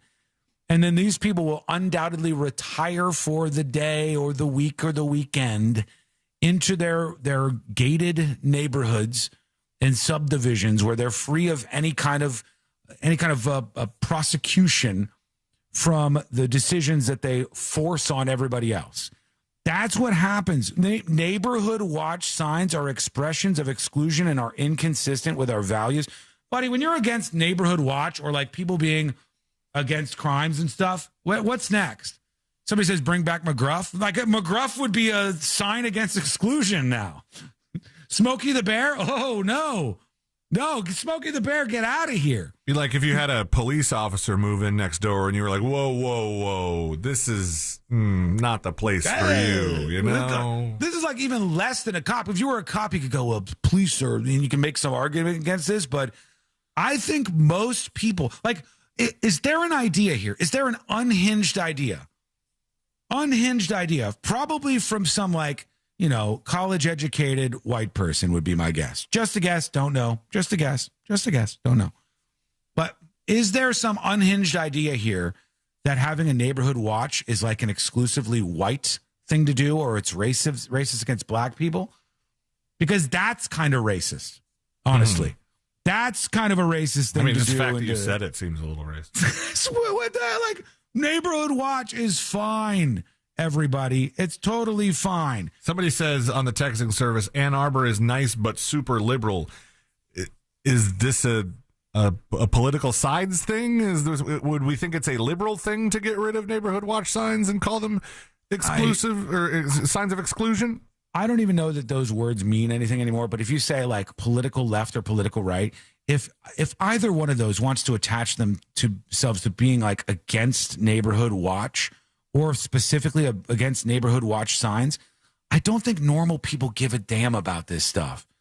I don't think people care about this. You know what they care about?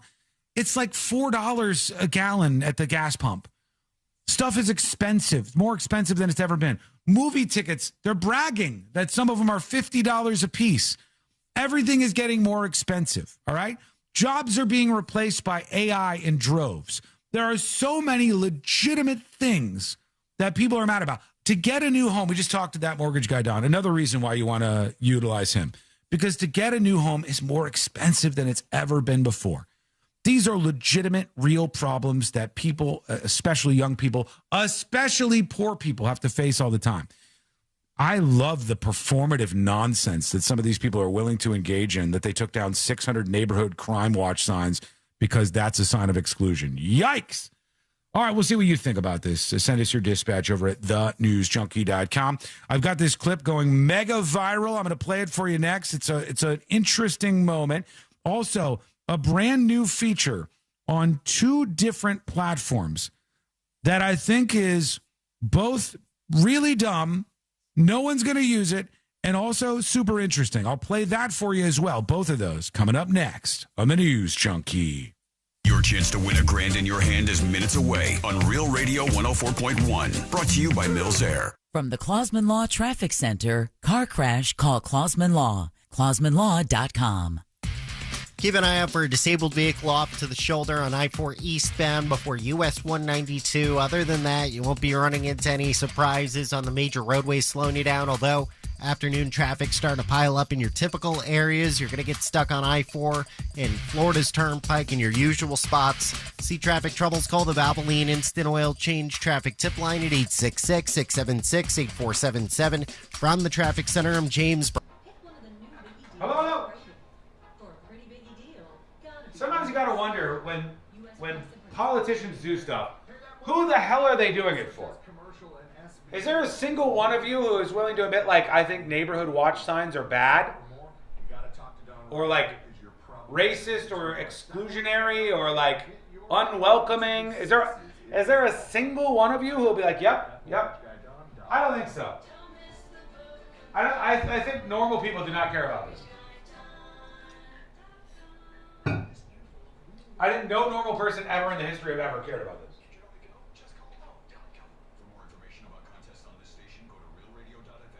Virtue signal is a signal virtue not fix any real problems. In this case, it couldn't be more obvious.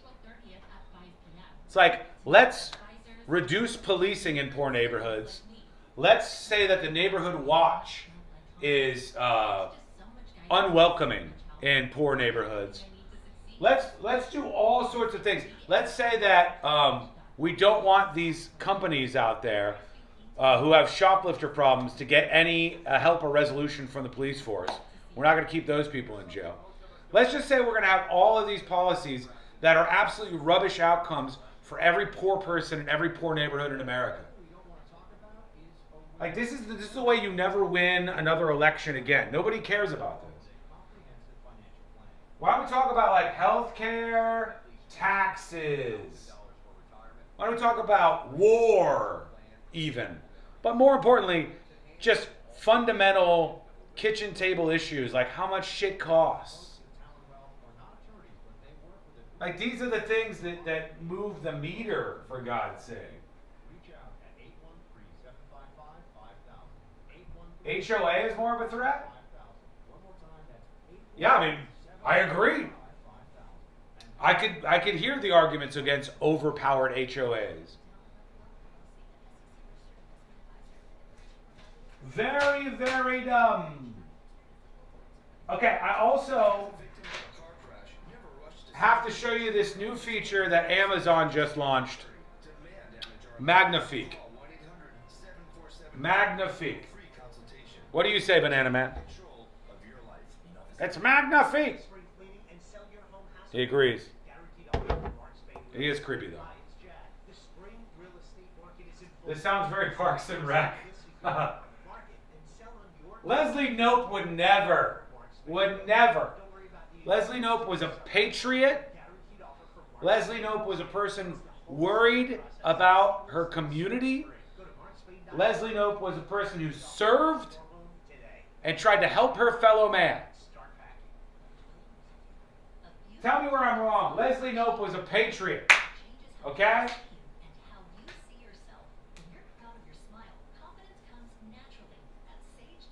Replace the signs with neighborhood armed signs? Somehow I don't think they'll be for that either.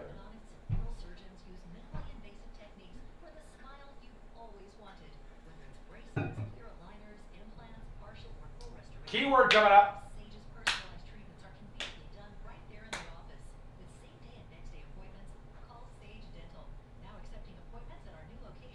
I thought Sean would call Leslie Knope a flaming liberal? No way. Leslie Knope, at the beginning of her fictional career specifically, was the epitome of just somebody who wanted to make the small things better for everybody in the community. And she had photographs of different politicians in her office, and she seemed to have an affection for some of them. But I don't view her as partisan or as, certainly not left-wing. I think Leslie Knope was a center-of-the-road, local person trying to improve her local community. I think she was good. Now, she hated black people, but that, that is different. All right, here we go. Come back. Team, build it sooner. Meet your match on ZipRecruiter. Just head to ZipRecruiter.com/free right now to try it for free. And you're on your way to meeting your match. 4 out of 5 employers who post on ZipRecruiter get a quality candidate within the first day. So try it now. Go to ZipRecruiter.com/free. Once again, that's ZipRecruiter.com/free. Meet your match on ZipRecruiter. Try it free. For all your plumbing needs, go to modernpi.com. Coming to you live from the JustCallMo.com studios. Injured on the go? Just call Mo. Need help after an accident? Visit JustCallMo.com or dial 1-800-CALL-MO. This is WTKS-FM HD1 Cocoa Beach, Orlando, an iHeart radio station. Guaranteed human. Real Radio has your chance to win $1,000. Just enter this nationwide keyword on our website, RICH. RICH. Rich. Enter it now on our website at realradio.fm. And don't forget to answer your phone if you get the call. Good luck.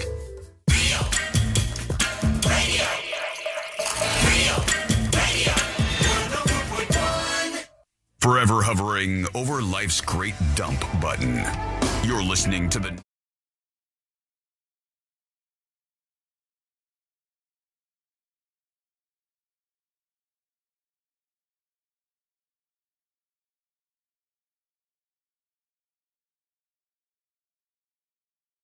For the final hour of the show, we'll get into that in just a second. I've got 2 unbelievably crazy ideas from huge tech companies that you'll probably give your money in just a moment. We got a lot to get to as we round out the show, and I've got a couple of clips to play for you that are going to absolutely get a reaction out of you. I'm sure of that much. Well, right now, we had to have an excuse for Sealand to be able to drop in the clips that he likes to amass around here. This was your excuse to stop it, but keep I don't know why going. this is gonna be bad for me in the long run. But I'm like, Sealand doesn't get to put any clips in anymore. We got to do something about this. So the Power Hour is on. They said it couldn't be done. Then they said, "Come on into my smoking room, man." It's time for the Power Hour on the News Junkie. So intense. It's so intense. It's much more intense than your thing was. Yeah, it is. Whoa! They said it couldn't be done. Then they said, just usually me just saying something foolish, but we'll see how it goes. The other option was the pressure against me because the Epstein files is so much. I have to at least admit guilt to something. That out of context does sound bad for me, generally speaking. But welcome into the Power Hour, everybody. let me get to the things I was just teasing there. Some really weird ideas from some of the biggest tech companies that they're floating out there right now. The feature you just wanted, I'm sure, so badly. Here's the one we start off with. Amazon. For those of you on Amazon, will it change every day? Yes, 100%. Yes. C-Lane puts those in anyways. When you think about Amazon, so many of you use Amazon, so many of you use Prime, all of that good stuff. Amazon launches features sometimes, and people don't really know about them. But one of the things that they just launched is Amazon now creates an AI podcast. They're coming for our jobs. No thanks, buddy. This is literally what we try to do around here. Amazon now creates an AI podcast. Not around here. We're guaranteed human. About their products, where two AI hosts discuss the product and take your questions as if it's a call-in show. I kid you not. I know you wouldn't believe me if I didn't play it for you, but here's an example of Rapid Relief Rash Cream. All right? And, like, they have a fake little AI podcast that goes along with all of these products. Here's the one for Rapid Relief Rash Cream to give you an example of what's happening on Amazon with this new feature. Here it is. Today, our AI-generated shopping show is exploring the Wellmedix Rapid Relief Diaper Rash Cream. Emma, what makes this hospital-grade cream different from standard diaper rash products? Well, it's really interesting. This is terrible. This is terrible. Who is going to go? I'm really on the fence about this, but I need Wellmedix Rapid Relief Rash Cream. I'm sorry. And it's what? Wellmedix. Yeah, that's the name of the product. Wellmedix. It's not Wellmedix? No, you heard her say it at the beginning, didn't you? I'll go back. Hold on, yeah. Today, our AI-generated shopping show is exploring the Wellmedix Rapid Relief Diaper Rash Cream. Okay. Yeah. Emma, what makes this hospital-grade cream different from standard diaper rash products? Well, it's really interesting. Is it? This cream uses a dual action approach. Instead of just a zinc dual oxide, action approach? it combines that. No, don't miss it. She said dual. Dual It action. didn't sound like dual. eFresh Rock says it's reading people's reviews. Somebody said, I just encountered this yesterday. This is for real. They literally do this now. They have podcasts to try to sell you the Amazon products, and I guess they take calls and White everything. petrolatum to create two protective barriers. Ooh. This helps both treat existing irritation and prevent new issues from developing. All right, so in the middle of this little AI podcast, the person said, help, my butt hurts. They submitted their question, and I guess this is going to be integrated into the fake podcast. It's fascinating. So it's not just about treating the problem, but stopping it from coming back? It says your question's next. Exactly. And they've added some really thoughtful ingredients like calendula and white birch bark. Man, this is the beginning of the end of podcasts and talk radio shows if people like this. If people like this. Johnny says, I'd rather listen to static. What are you talking about? You're not sold? Let's see if the does help my butt from itching or whatever, if that question works in Extract. These botanical ingredients help soothe sensitive skin, while the dual barrier does the heavy lifting. The dual barrier. All right, Katie, we've got you. You're dealing with discomfort, and this cream is designed for exactly that kind of irritation. Emma, what can you tell them? This is actually formulated for adults dealing with skin irritation from incontinence. This is so weird, isn't it? So it's a that's little supposed to be them. dystopian and kind of unnecessary. It's 100% unnecessary. Absolutely unnecessary. Is this another one? This is another one for do they have product. different sizes of this? Like, can I get a Wellmedix large bottle? I think you can. Right. Yeah. I don't know if they were asked about that at some point. This is another thing. What do they call these, C-Lane? Like a That's vacuum, a food saver, like a vacuum sealer. Food saver vacuum sealer. That's not the Food Saver brand, but it is a vacuum sealer. And they have the same kind of thing for this, like a fake podcast. I've heard vacuum on Amazon. sealers can be complicated to use. How does this one measure up? Actually, customers report this one's quite straightforward with one-touch operation. Like, I get wanting reviews. I get wanting photographs. I get wanting 360 views. I get wanting even the feature, I've used it before, where it says, show me in my room, right? Yeah. I get all of those features, and all of those features may make me make a decision one way or another. I still think that the show me in my room is available for things that you don't need it for. Like, I don't need to see what a ballpoint pen looks like in my room. I want to, though. You Every do? once in a while. I want to. Isn't this so bizarre? This is real. They have these now, an AI feature where Amazon has like a fake podcast with callers and all the rest that is going to replace us eventually here on the show. That's what I think is going to be happening before you know it. Let us know what you think. Send a dispatch over on the newsjunkie.com. Are we doomed? Let us know.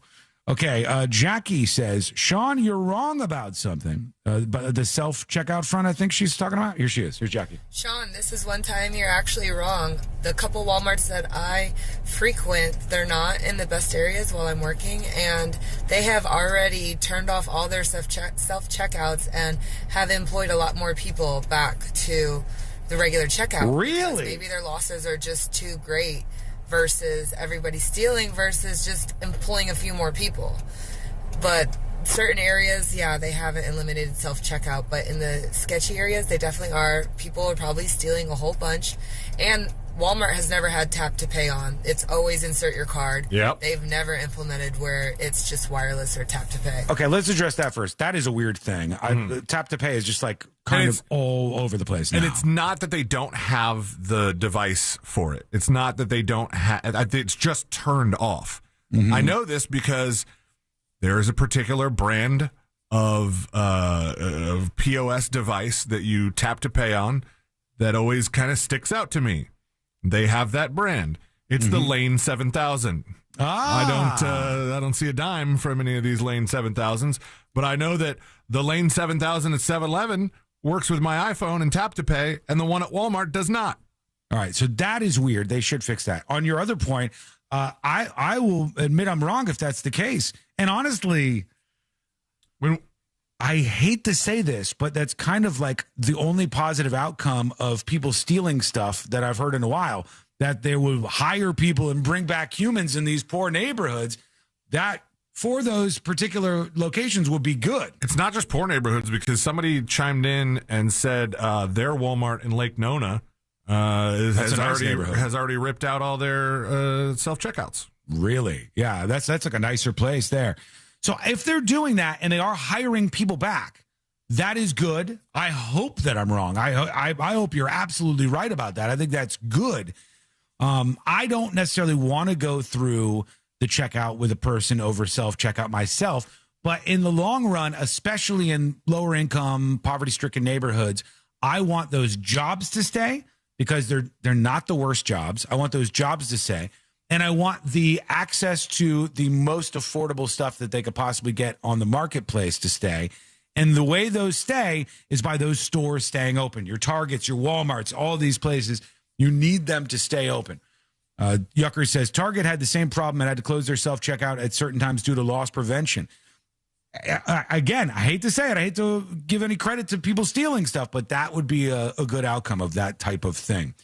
All right, let's see. Maybe one more here. Here is, let's go over to Daddy Two Times talking about kids watching YouTube. Man, I definitely remember what y'all are talking about and probably dispatched in about it 10 years ago because daughter Two Times was 5 years old watching those kid video content on YouTube, and people were splicing nasty content into it. You know, she's watching some cute, glittery, anime, girl-related video, and suddenly the little girls are calling each other whores and sluts and F that B, and Jesus. I was just like, whoa, my man, what happened? That took a hard right turn. And I had to step up my regulating of what she was watching as a result, because I couldn't just trust that whatever she was viewing was safe because some sick people were going out there and just splicing nasty stuff into it to get those content clicks on what people thought was innocent. See ya. I remember That is so weird. I remember a long time ago we had, even on the YouTube Kids, like even on the stuff that's supposed to be good, there were people that were able to like sneak in random things. It was like oh, there's like a little baby dancing or little kittens rolling around in the grass, and then it's like, kill yourself, and then more kittens. Well, that's so weird and bizarre that people do that, but thanks to people like you actually parenting the right way, you can combat that. I like to see people saying like, oh, I noticed that something was going wrong and I adjusted my parenting. God forbid people did that. I mean, that's really what I think most people actually need to do and can improve on. The other thing from a company that I know you give your digital money to that I don't think you're going to like, just like the Amazon podcasts for products, Netflix is now asking you to enjoy content in another way entirely. I think you're going to say no, but you tell me. All right, I don't want to speak for you. You tell me, are you a yes or no on this? Netflix wants you to watch clips. It's TikTok-like vertical video feed. Come on. Says TechCrunch. They said, you've heard of Instagram Reels? Now get ready for Netflix Clips. Netflix is redesigning its mobile app and introducing Clips, a vertical video feed intended to help users discover new content by sharing highlights from original programming. Think of Clips as a personalized highlight reel that helps you decide what to watch or play next without endless scrolling.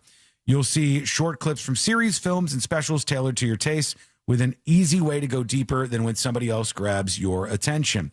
The idea is if you're on the go, you likely aren't going to pull out your phone to watch the next 3 minutes of Love is Blind, but you might watch a short curated clip of another Netflix show for a fast laugh, they say.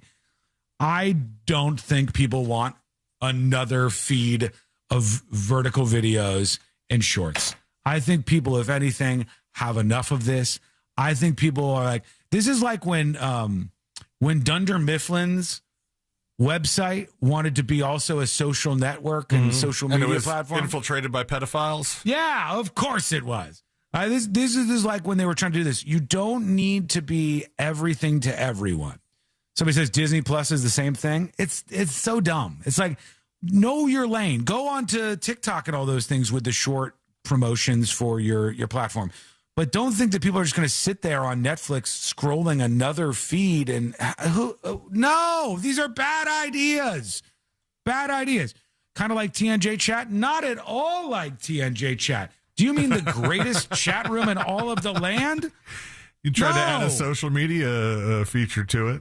No, this is completely different. And Woof was not a good idea. Woof was a terrible idea.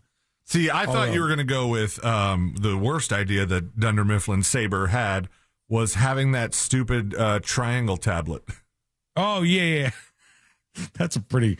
I mean, that's not one that I think is going to catch on at any point in time. But I'm always amazed when people do this stuff. It's just... I'm not going to scroll your Netflix feed, bro. It's not happening. I'm too busy in TNJ Chat. You know what I mean? Now, Netflix did do a thing... which, they've been adding games to Netflix, and I feel like there's been mixed response to it. Mm-hmm. I think a lot of them aren't quite taking off, but I saw them add a game that I thought this is more what their style should be, because if you're doing games on your television, like stuff like this, if you have friends over and have a party, they've added some of the Jackbox games to Netflix, and you can just play them right there on your Netflix app. And I was like, that's genius, because those games are super fun. If you're having, like, you got a bunch of people over, everybody can participate on their phone. Nobody's left out, really, depending on what game you pick. And I was like, oh, that's a win for them, except they did not add Trivia Murder Party, which is my friends, the ones that my friends always want to play. Well, they might, though. Yeah. And that is fun, and people do like that stuff. And that is them trying to provide more services to you. But I think that service seems to make more sense, right? Like, people actually like it. They want it. They want to interact that way. I think people are still getting used to the idea of playing games on Netflix. I think it's still kind of like we usually just go here for this thing. Adding this thing on is this seems out of place. Yeah. All right. Well, tell us what you think. Maybe you're into this. Let us know. Send us a dispatch over on the website right now. When we return, I've got some extras for you, a bit of a grab bag segment, if you will, that is coming up next. And that clip that I promised, this clip, I know it's something that's going viral right now, but I feel like we can swim around in it and discover so many things. And I'm going to play this for you, this viral moment. That's coming up next on the News Junkie. Real Radio is on Instagram at Real Radio 1041. Sponsored by the law offices of Anajar and Levine Accident Attorneys. Call the law offices of Anajar and Levine at 1-800-747-FREE. That's 1-800-747-3733. Look out for a crash getting cleared up on I-4 eastbound before US 192. That's off to the right shoulder. There's still delays between Osceola Parkway and Apopka Vine. Hello, Power Hour rolls on. What song should we end on? A banger. Something that will have people bopping. That will stick in their heads. Something crazy.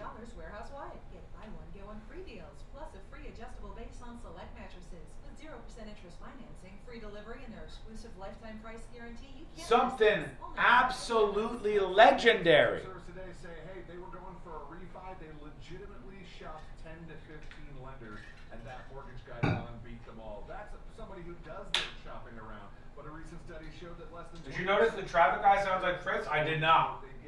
Don't be a slacker. Get peace of mind and save your money. TNJ Chat is a gambling operation? MortgageGuyDon.com. Maybe. David Allan Co. Oh. All right, I'm doing it. I'm doing it.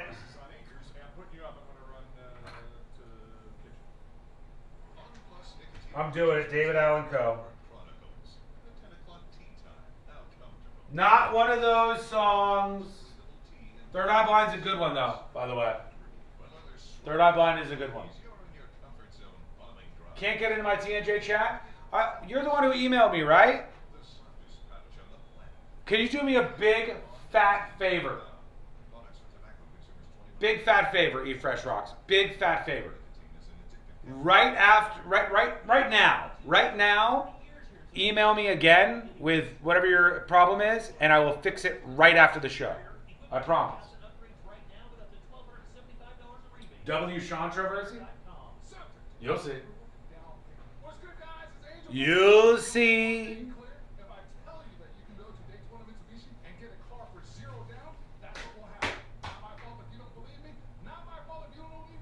Secret show's 8 p.m. tonight. Let's see ya. Hey, drinkers. Hope you're being safe these days. The Sally song? I don't trust you for nothing. By the way, one of my favorite things was I was vibe coding TNJ chat the other day, and there was a problem that Abraham Dragon Friend had in TNJ chat, and I said, Abraham Dragon Friend has a stuck blackjack hand. And when I was working with the vibe coding AI software, it told me, oh, Abraham's hand is stuck. He's probably not super happy about that. We're going to make sure he's fixed up and there's no more stuck hands for Abraham Dragon Friend. I'm like, it is a dude. I knew it. I knew it.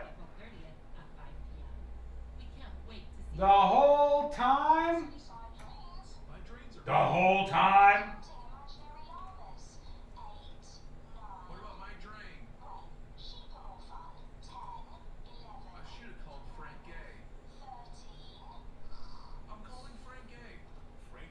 Stand by. Plumbers you can count on.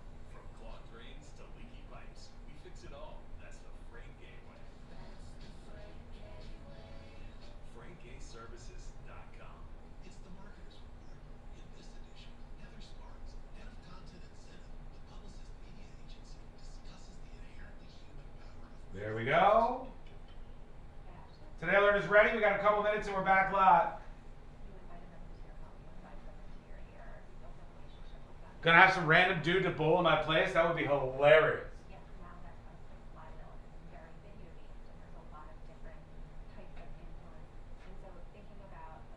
By the way, I was getting absolutely handled in the games on TNJ chat at chat.thenewsjunkie.com.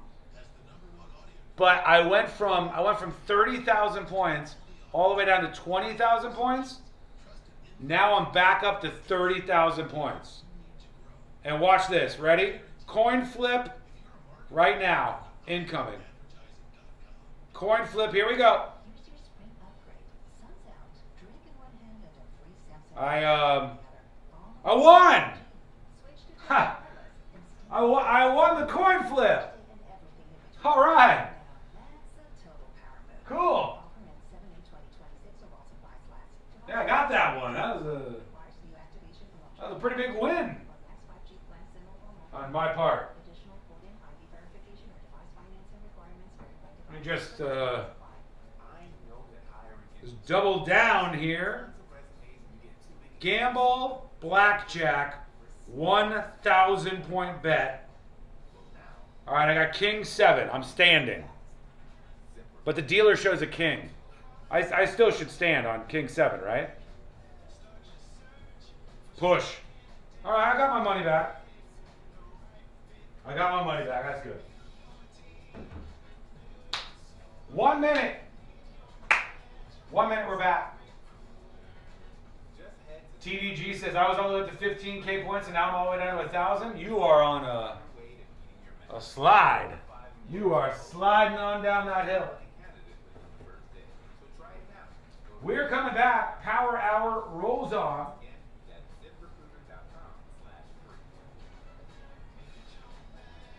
On ZipRecruiter.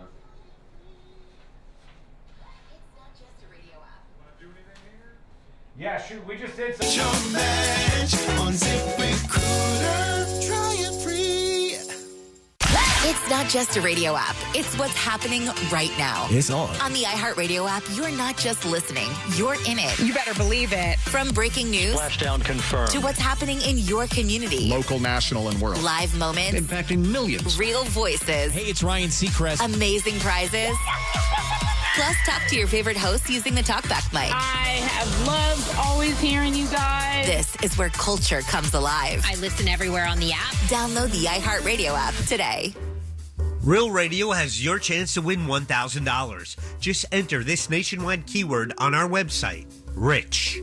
R-I-C-H. RICH. Enter it now on our website at realradio.fm. And don't forget to answer your phone if you get the call. Good luck. Radio 104.1. Filling in the gaps between the New York Times and World Star.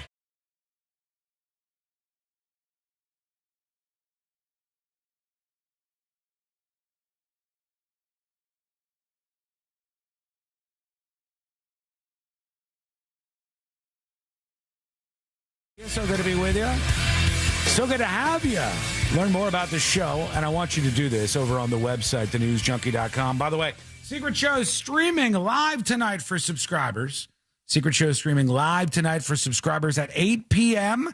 If you can't catch it live, you'll catch it afterwards. 5 p.m. on Fridays is when it drops for your on-demand viewing of the latest Secret Show. That's right. You could watch it live also on the Apple TV app. Other apps incoming. I've been working on those a little bit over the weekend.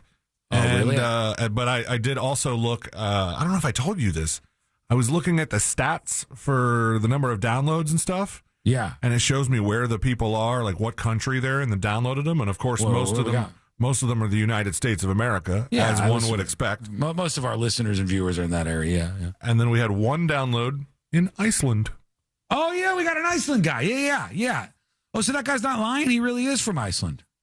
Well, there is a guy in Iceland that downloaded the tvOS app. Apple The TV. reason I react this way, Sealand, is because we have a user on TNJ chat who I think is called Guy from Iceland. I believe that's his username. I'm I think assuming it's that guy. If not, we have two Icelanders. Yeah, I keep forgetting to mention this, but just so you know, when you're a Secret Show subscriber, there is now an Apple TV app. There's an Apple TV app Sealand has made. It's gorgeous. You can watch the show live at 8 p.m. tonight on the Apple TV app, so it's right on your TV and nice and easy. If you get a subscription, you just go to the Apple TV app, search for Secret Shows in the Apple TV App Store, search for Secret Shows. You'll see the Secret Shows app pop up. Log in with your credentials from thenewsjunkie.com. It'll connect directly to your account. You'll see all the thumbnails and the information of the live streams and all of that. So, yeah, it's amazing. C-Lane made that. And we got more coming, more of the TV apps. Go look in the Apple TV App Store, search for Secret Shows. Get that ready on your TV for tonight. I want to get into, as I said, some grab bag stuff, but this clip is going mega viral. So let's go to something that people often play over on chat.thenewsjunkie.com, and that is Family Feud. This lady's moment is going mega viral. Let's listen in. You need 104. All right, let's remind everybody of Haley's answers. Steve Harvey with her. 25 seconds on the clock, please.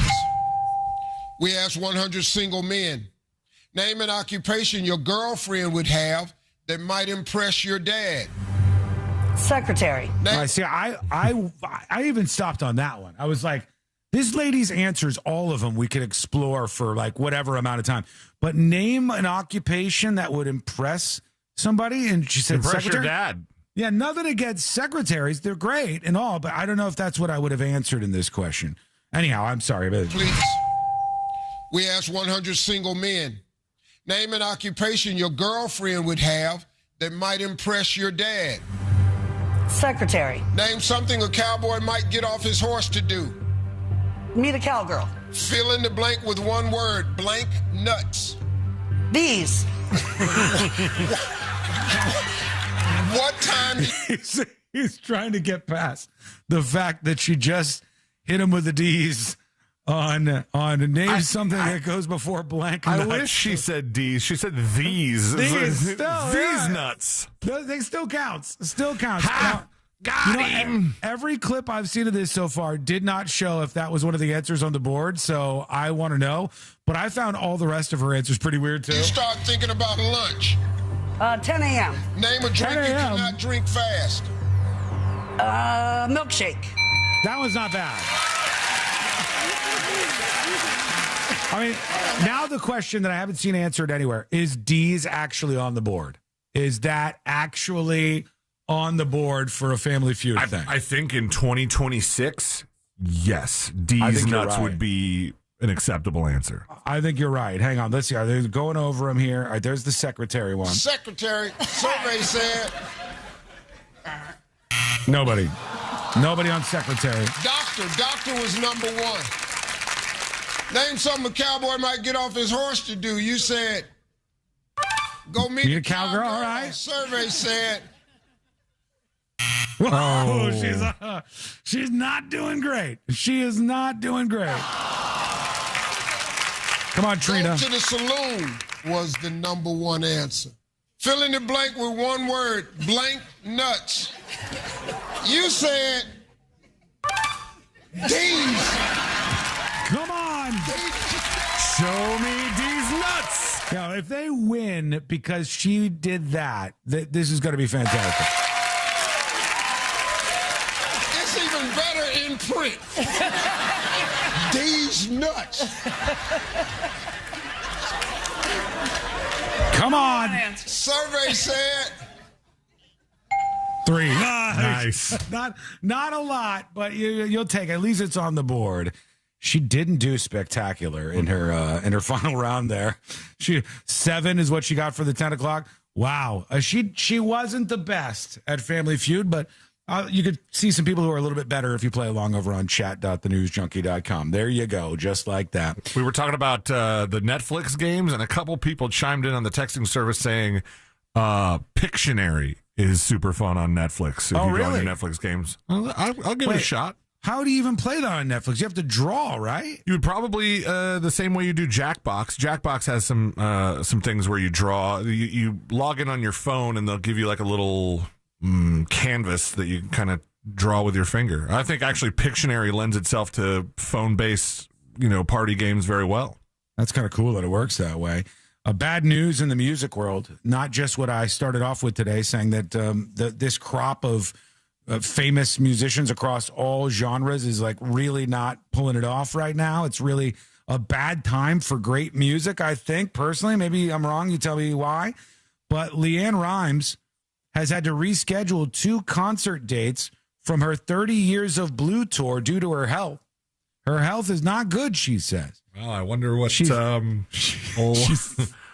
old boy, old fake ass doctor says about that. She says she hasn't left the bed because of a bad sickness. And I say to you, no way, no how. I thought fake doctor man had pulled on her tongue hard enough that LeAnn Rimes was in perfect shape. And her voice was doing great. But no, it looks like she has to cancel shows. She can't get out of the bed like Brian Wilson How did. does she live? Yeah, she's just hanging out in there. Another update on the White House Correspondents' Dinner shooting that I thought was interesting and worth working in. Here's that really quick. Here we go. There's been a question of who struck a Secret Service agent that night. CBS News now reports that officer was not hit by friendly fire. Sources telling the outlet the shot that struck the officer likely hit his cell phone in his bulletproof vest.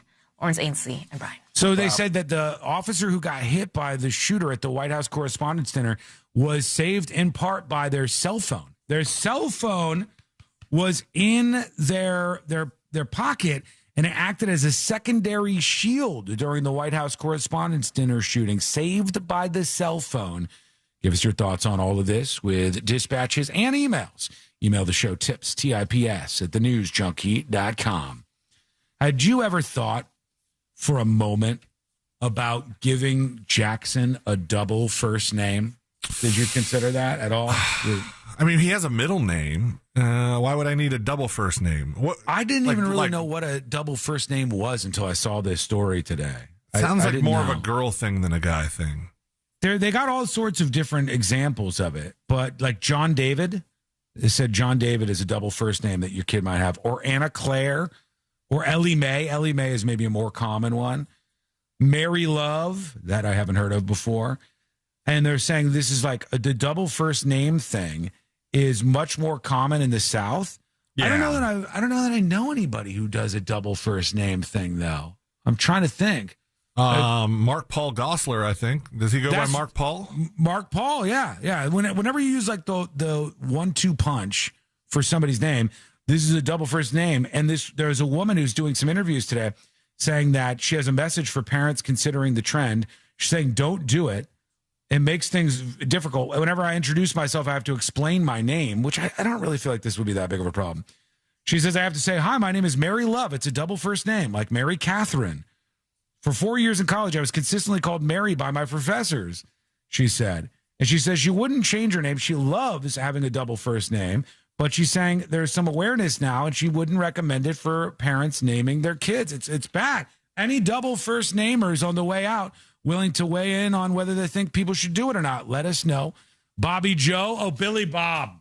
Yeah. Billy Bob, Ricky Bobby, you're hitting us with them now. Yeah. Are those people whose names, like their first name on their birth certificate is Billy Bob, or is it like William Robert somebody who just went by Billy Bob? I don't know. I need to know more about this. Honest to God, I had no idea this was really a thing until this moment here. I used to think when people said that many names, it was for somebody who they didn't want to get the name wrong because they didn't want to be sued. It was usually somebody who killed a bunch of people, like a person wanted for murder or something. But let us know, any of you double first namers on the way out. Here's what we're going to do. Final dispatches, stories that didn't make the cut. And today I learned to wrap everything up for a Thursday. That's coming up next on the News Junkie. Classic Alternative this weekend on Real Radio 104.1. Real Music Weekends are Classic Alternative. From the Odoo.com Weather Center, Odoo.com, the only business software you will need. Stand by, school bikers. Stand by. Quick live read. Dobson with a check of your forecast. And for today, it's going to be another hot one. Planned for a high of around 91 degrees today in Orlando. We'll stay mostly dry. However, a few stray showers can't be ruled out, mainly well to the north and east of Orlando. As we head throughout the next couple of days, specifically tomorrow and into Saturday, temperatures will continue to climb, nearing the mid-90s before a cold front arrives, bringing with it increasing shower and storm chances late Saturday and into early Sunday. From the Fox 35 Storm Team, I'm meteorologist Jessica Dobson. This report is sponsored by Positive Coaching Alliance. Got issues with youth or high school sports? Positive Coaching Alliance can help. PCA, a national nonprofit, offers more than 1,000 free online resources for youth and high school sports coaches, parents, students, and administrators. Visit PCADevZone.org. It's now time to tell you about a company that is going to help you out and keep you cool. That is Mills Air, a company that will calm you down, first of all, because you're probably thinking, oh no, the nightmare, the thing you dreaded as a homeowner. Please don't say something's wrong with my air conditioning. I know we all are worried about that. It's an easier experience every single time with Mills Air because they are going to take care of you. They don't want to rip you off. They want to treat you right. And I think you deserve that. You think you deserve that, I hope. Mills Air thinks you deserve that. So give them a call. They're a Carrier Factory authorized dealer, meaning they can get you huge rebates toward a brand new Carrier unit. And if you need any help with your AC, they're just a phone call away. Get a human to pick up the phone and schedule your appointment right now. 407-277-1159. That's 407-277-1159. 1159 or find them online at millsair.com. Springtime has finally arrived in Central Florida, and that means now is the perfect time to reduce energy bills while improving your home value. Renewal by Andersen's Acclaim replacement windows are crafted for homeowners who want the elegant strength and stability of wood without the high maintenance. And during Renewal by Andersen's exclusive 1 month only sale, when you purchase one window or door, you'll receive the second 40% off. Many homeowners say the transformation is immediate. Quieter rooms, regulated temperatures, and a level of comfort that can't be matched by others. Hello. Welcome to the show. Welcome behind the scenes. Time to wrap it up. Somebody says audio-only secret shows. Can we watch live? Only one way to find out. Only one way to find out. Actually, the answer is yes. Technically, you shouldn't be able to watch live because you don't have access to the video. But for right now, you got a loophole and you can, even if you're audio only. I'll probably have to put up an audio only feed though. Can't be giving you anything extra. What's the banana cameraman's name? You mean Banana Man? Banana Man. Banana. The cameraman is Banana Man. It's time to rate the show. I saw somebody on TV named Richard Quest the other day. Poor guy. Don't say poor guy about Richard Quest. Ain't nobody ties their genitals in a noose and gets high as hell on meth and goes to Central Park like Richard Quest of CNN. Ain't nobody does more meth and more ropes on their junk than Richard Quest from CNN. Look it up. Rate the show. 10 out of 10's a winner. It goes over here. Hall of Fame. It doesn't technically say it there yet. 1 out of 10 in this corner. It's really, really bad. 9 out of 10 Dead Sloths. 9 out of 10 David Allan co-songs from Sean's secret playlist. No. 10 Banana Peens out of 10. 9.3 Rooftop Sauce Packets out of 10.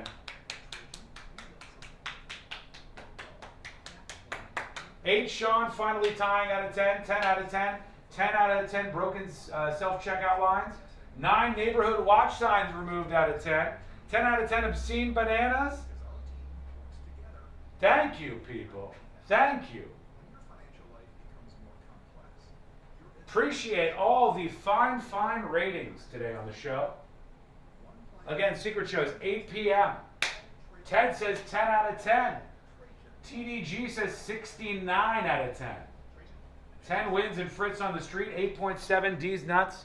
God bless you all. And when I come back, I'll tell you our chatter of the day.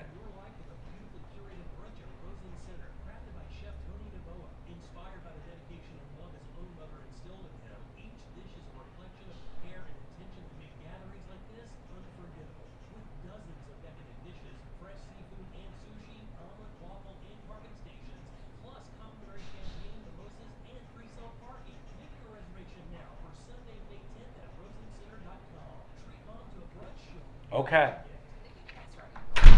Our chatter of the day. They said it couldn't be done. They said it shouldn't be done or it wouldn't be done. They told her, retire already. You're never going to win again. But she made me laugh not once but twice today during the show. And anytime a chatter can pull that off, it is high praise.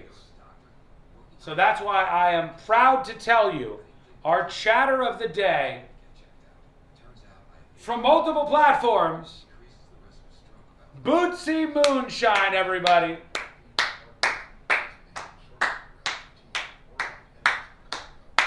Let's hear it for Bootsy Moonshine in chat. Let's hear it for Bootsy Moonshine.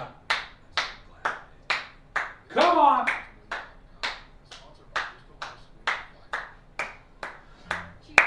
Mr. Predicto, will Bootsy Moonshine die today?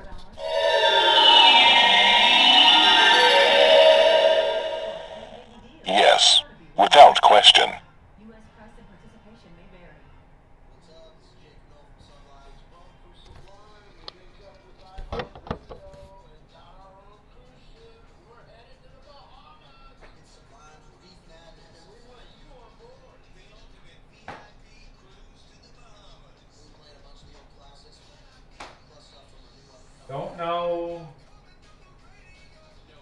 know why. I don't know why I did that.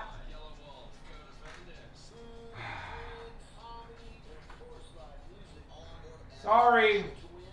Stay gold, everybody. Performances from Sublime, Yellow Wolf, Co-Defendants. Food and drinks, comedy, and of course live music. All on board a badass cruise ship. To win, just listen to this station on the iHeartRadio app. Tap the contest tab and enter to win. Learn more at SublimeCruise.com. Winner must be 21 or older. Prize provided by Six Man Ltd. This earful of real radio is brought to you by JustCallMo.com. Injured on the go? JustCallMo.com. Real, no proof or no radio. Riding the daily roller coaster of viral news from the front row. It's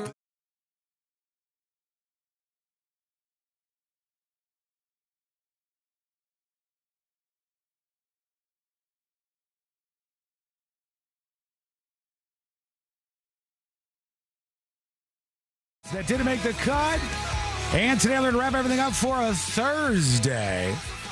And we got a fun show on deck for you tomorrow. Do not miss out on even a moment. And if you do, don't worry. The podcast is always there for you. When I say the podcast is always there for you, I mean that. No matter what happens, that podcast, that YouTube channel, they're going to be there for you. So show a little love if you don't mind. Go to thenewsjunkie.com or youtube.com/thenewsjunkie. Hit subscribe. Hit that like button if you're already watching the stream over there. All right. For once, C-Lane has done a great job. And I mean for once. And we have plenty of time on the way out today.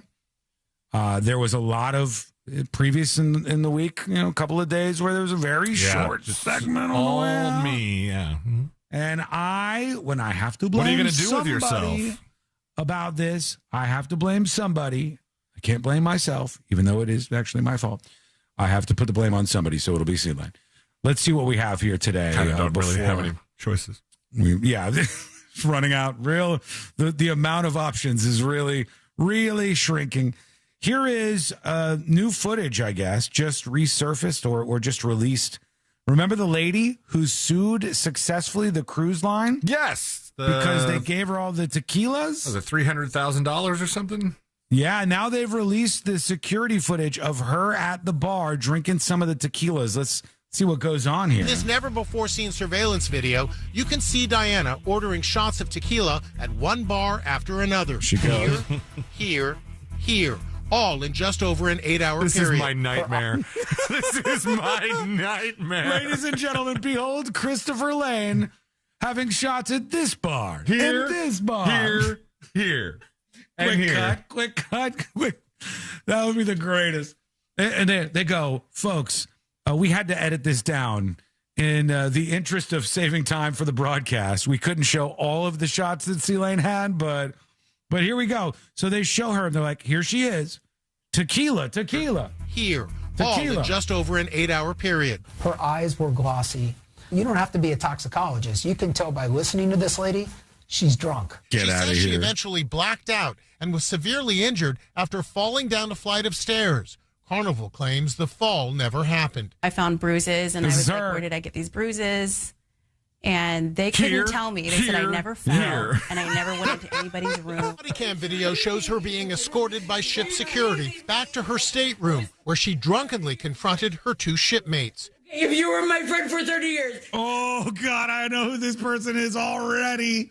Already. The tears, the crying. You've been my friend for 30 years. You never seen me do anything like that.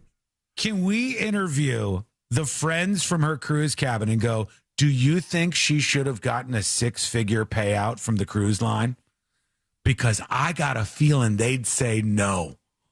I got a feeling her friends who are in her own cabin with her on this cruise ship would go, the idea that they gave this woman a payout because they gave her all of the different shots of tequila that she was ordering at all. She went to multiple different bars to get all of them. It's just crazy to me. But that's the new footage is her who ended up getting $300,000 for getting overserved over an 8-hour period where she had 13 or 14 shots. That's her actually drinking the shots. Jesus. Here, and here. Right here. After another. Here. here, all in just over an 8-hour period. Right here. That is going to end up with C-Lane on it, and I cannot wait for it myself, honestly. All right. Maybe like 8 years ago. Let's see. We get rid of all of these. We're getting the hell out of here, folks. It's been a blast. It's been quite the time. And Secret shows tonight. We'll see you there. Right. 8 p.m. If you're a subscriber, you can watch live over on thenewsjunkie.com at 8 p.m. The countdown timer starts at 7. The link for the stream starts at 8. If you miss it tonight, you can, if you're a subscriber, watch tomorrow on demand on the website, thenewsjunkie.com. Here we go. Let's get out of here. Let's do Today I Learn. The following information may make you feel smarter, but will not actually increase your IQ. So don't get cocky. Now it's time for what we call Today I Learn. It is Today I Learned for a Thursday. Does that cut off? Why does that cut off at the end like that? Is there a reason? I think I know why. I think we got a little bit of a drop slinger issue here. You have a drop slinger issue. I do. No, it's good. It's. I think it's fine. But it just sounded like it got cut off. It did get cut off. I'll tell you why later. Okay. All right. Here we go. Let's see here. Today I learned the person from this cartoon series. Deep in the 100 Acre Wood. Oh, Winnie the Pooh? That's right. Winnie the Pooh is not popular in C-Lane's household, clearly. The real-life Christopher Robin, whose name was the impetus for the Winnie the Pooh character, eventually made peace with his father and loved Pooh in the end. They say everybody loves Pooh in the end. That's what they say. Despite the bullying from his younger years, he ended up being happy that he was featured as Christopher Robin in Winnie the Pooh by name. Today I learned Patty Davis, Ronald Reagan's daughter, posed for Playboy in 1994. Really? Full frontal pictorial of Ronald Reagan's daughter, Patty Davis, in Playboy in 1994, if you're looking it up, July 1994. And today I learned this guy right here. Oh, boy. When it was all David Allan Coe. That's him, indeed. Rip. David Allan Coe was incarcerated in the Ohio State Penitentiary. He killed another inmate and was sentenced to death. Had his sentence commuted to life in prison, got released on parole by turning himself around with music, and then went on to become one of the originators of outlaw country. And that's his story, friends. Thank you so much for hanging out with us. We do appreciate it. We're back tomorrow, same time, same place. Missed any of the show? Get the podcast over on thenewsjunkie.com. We'll see you later, everybody.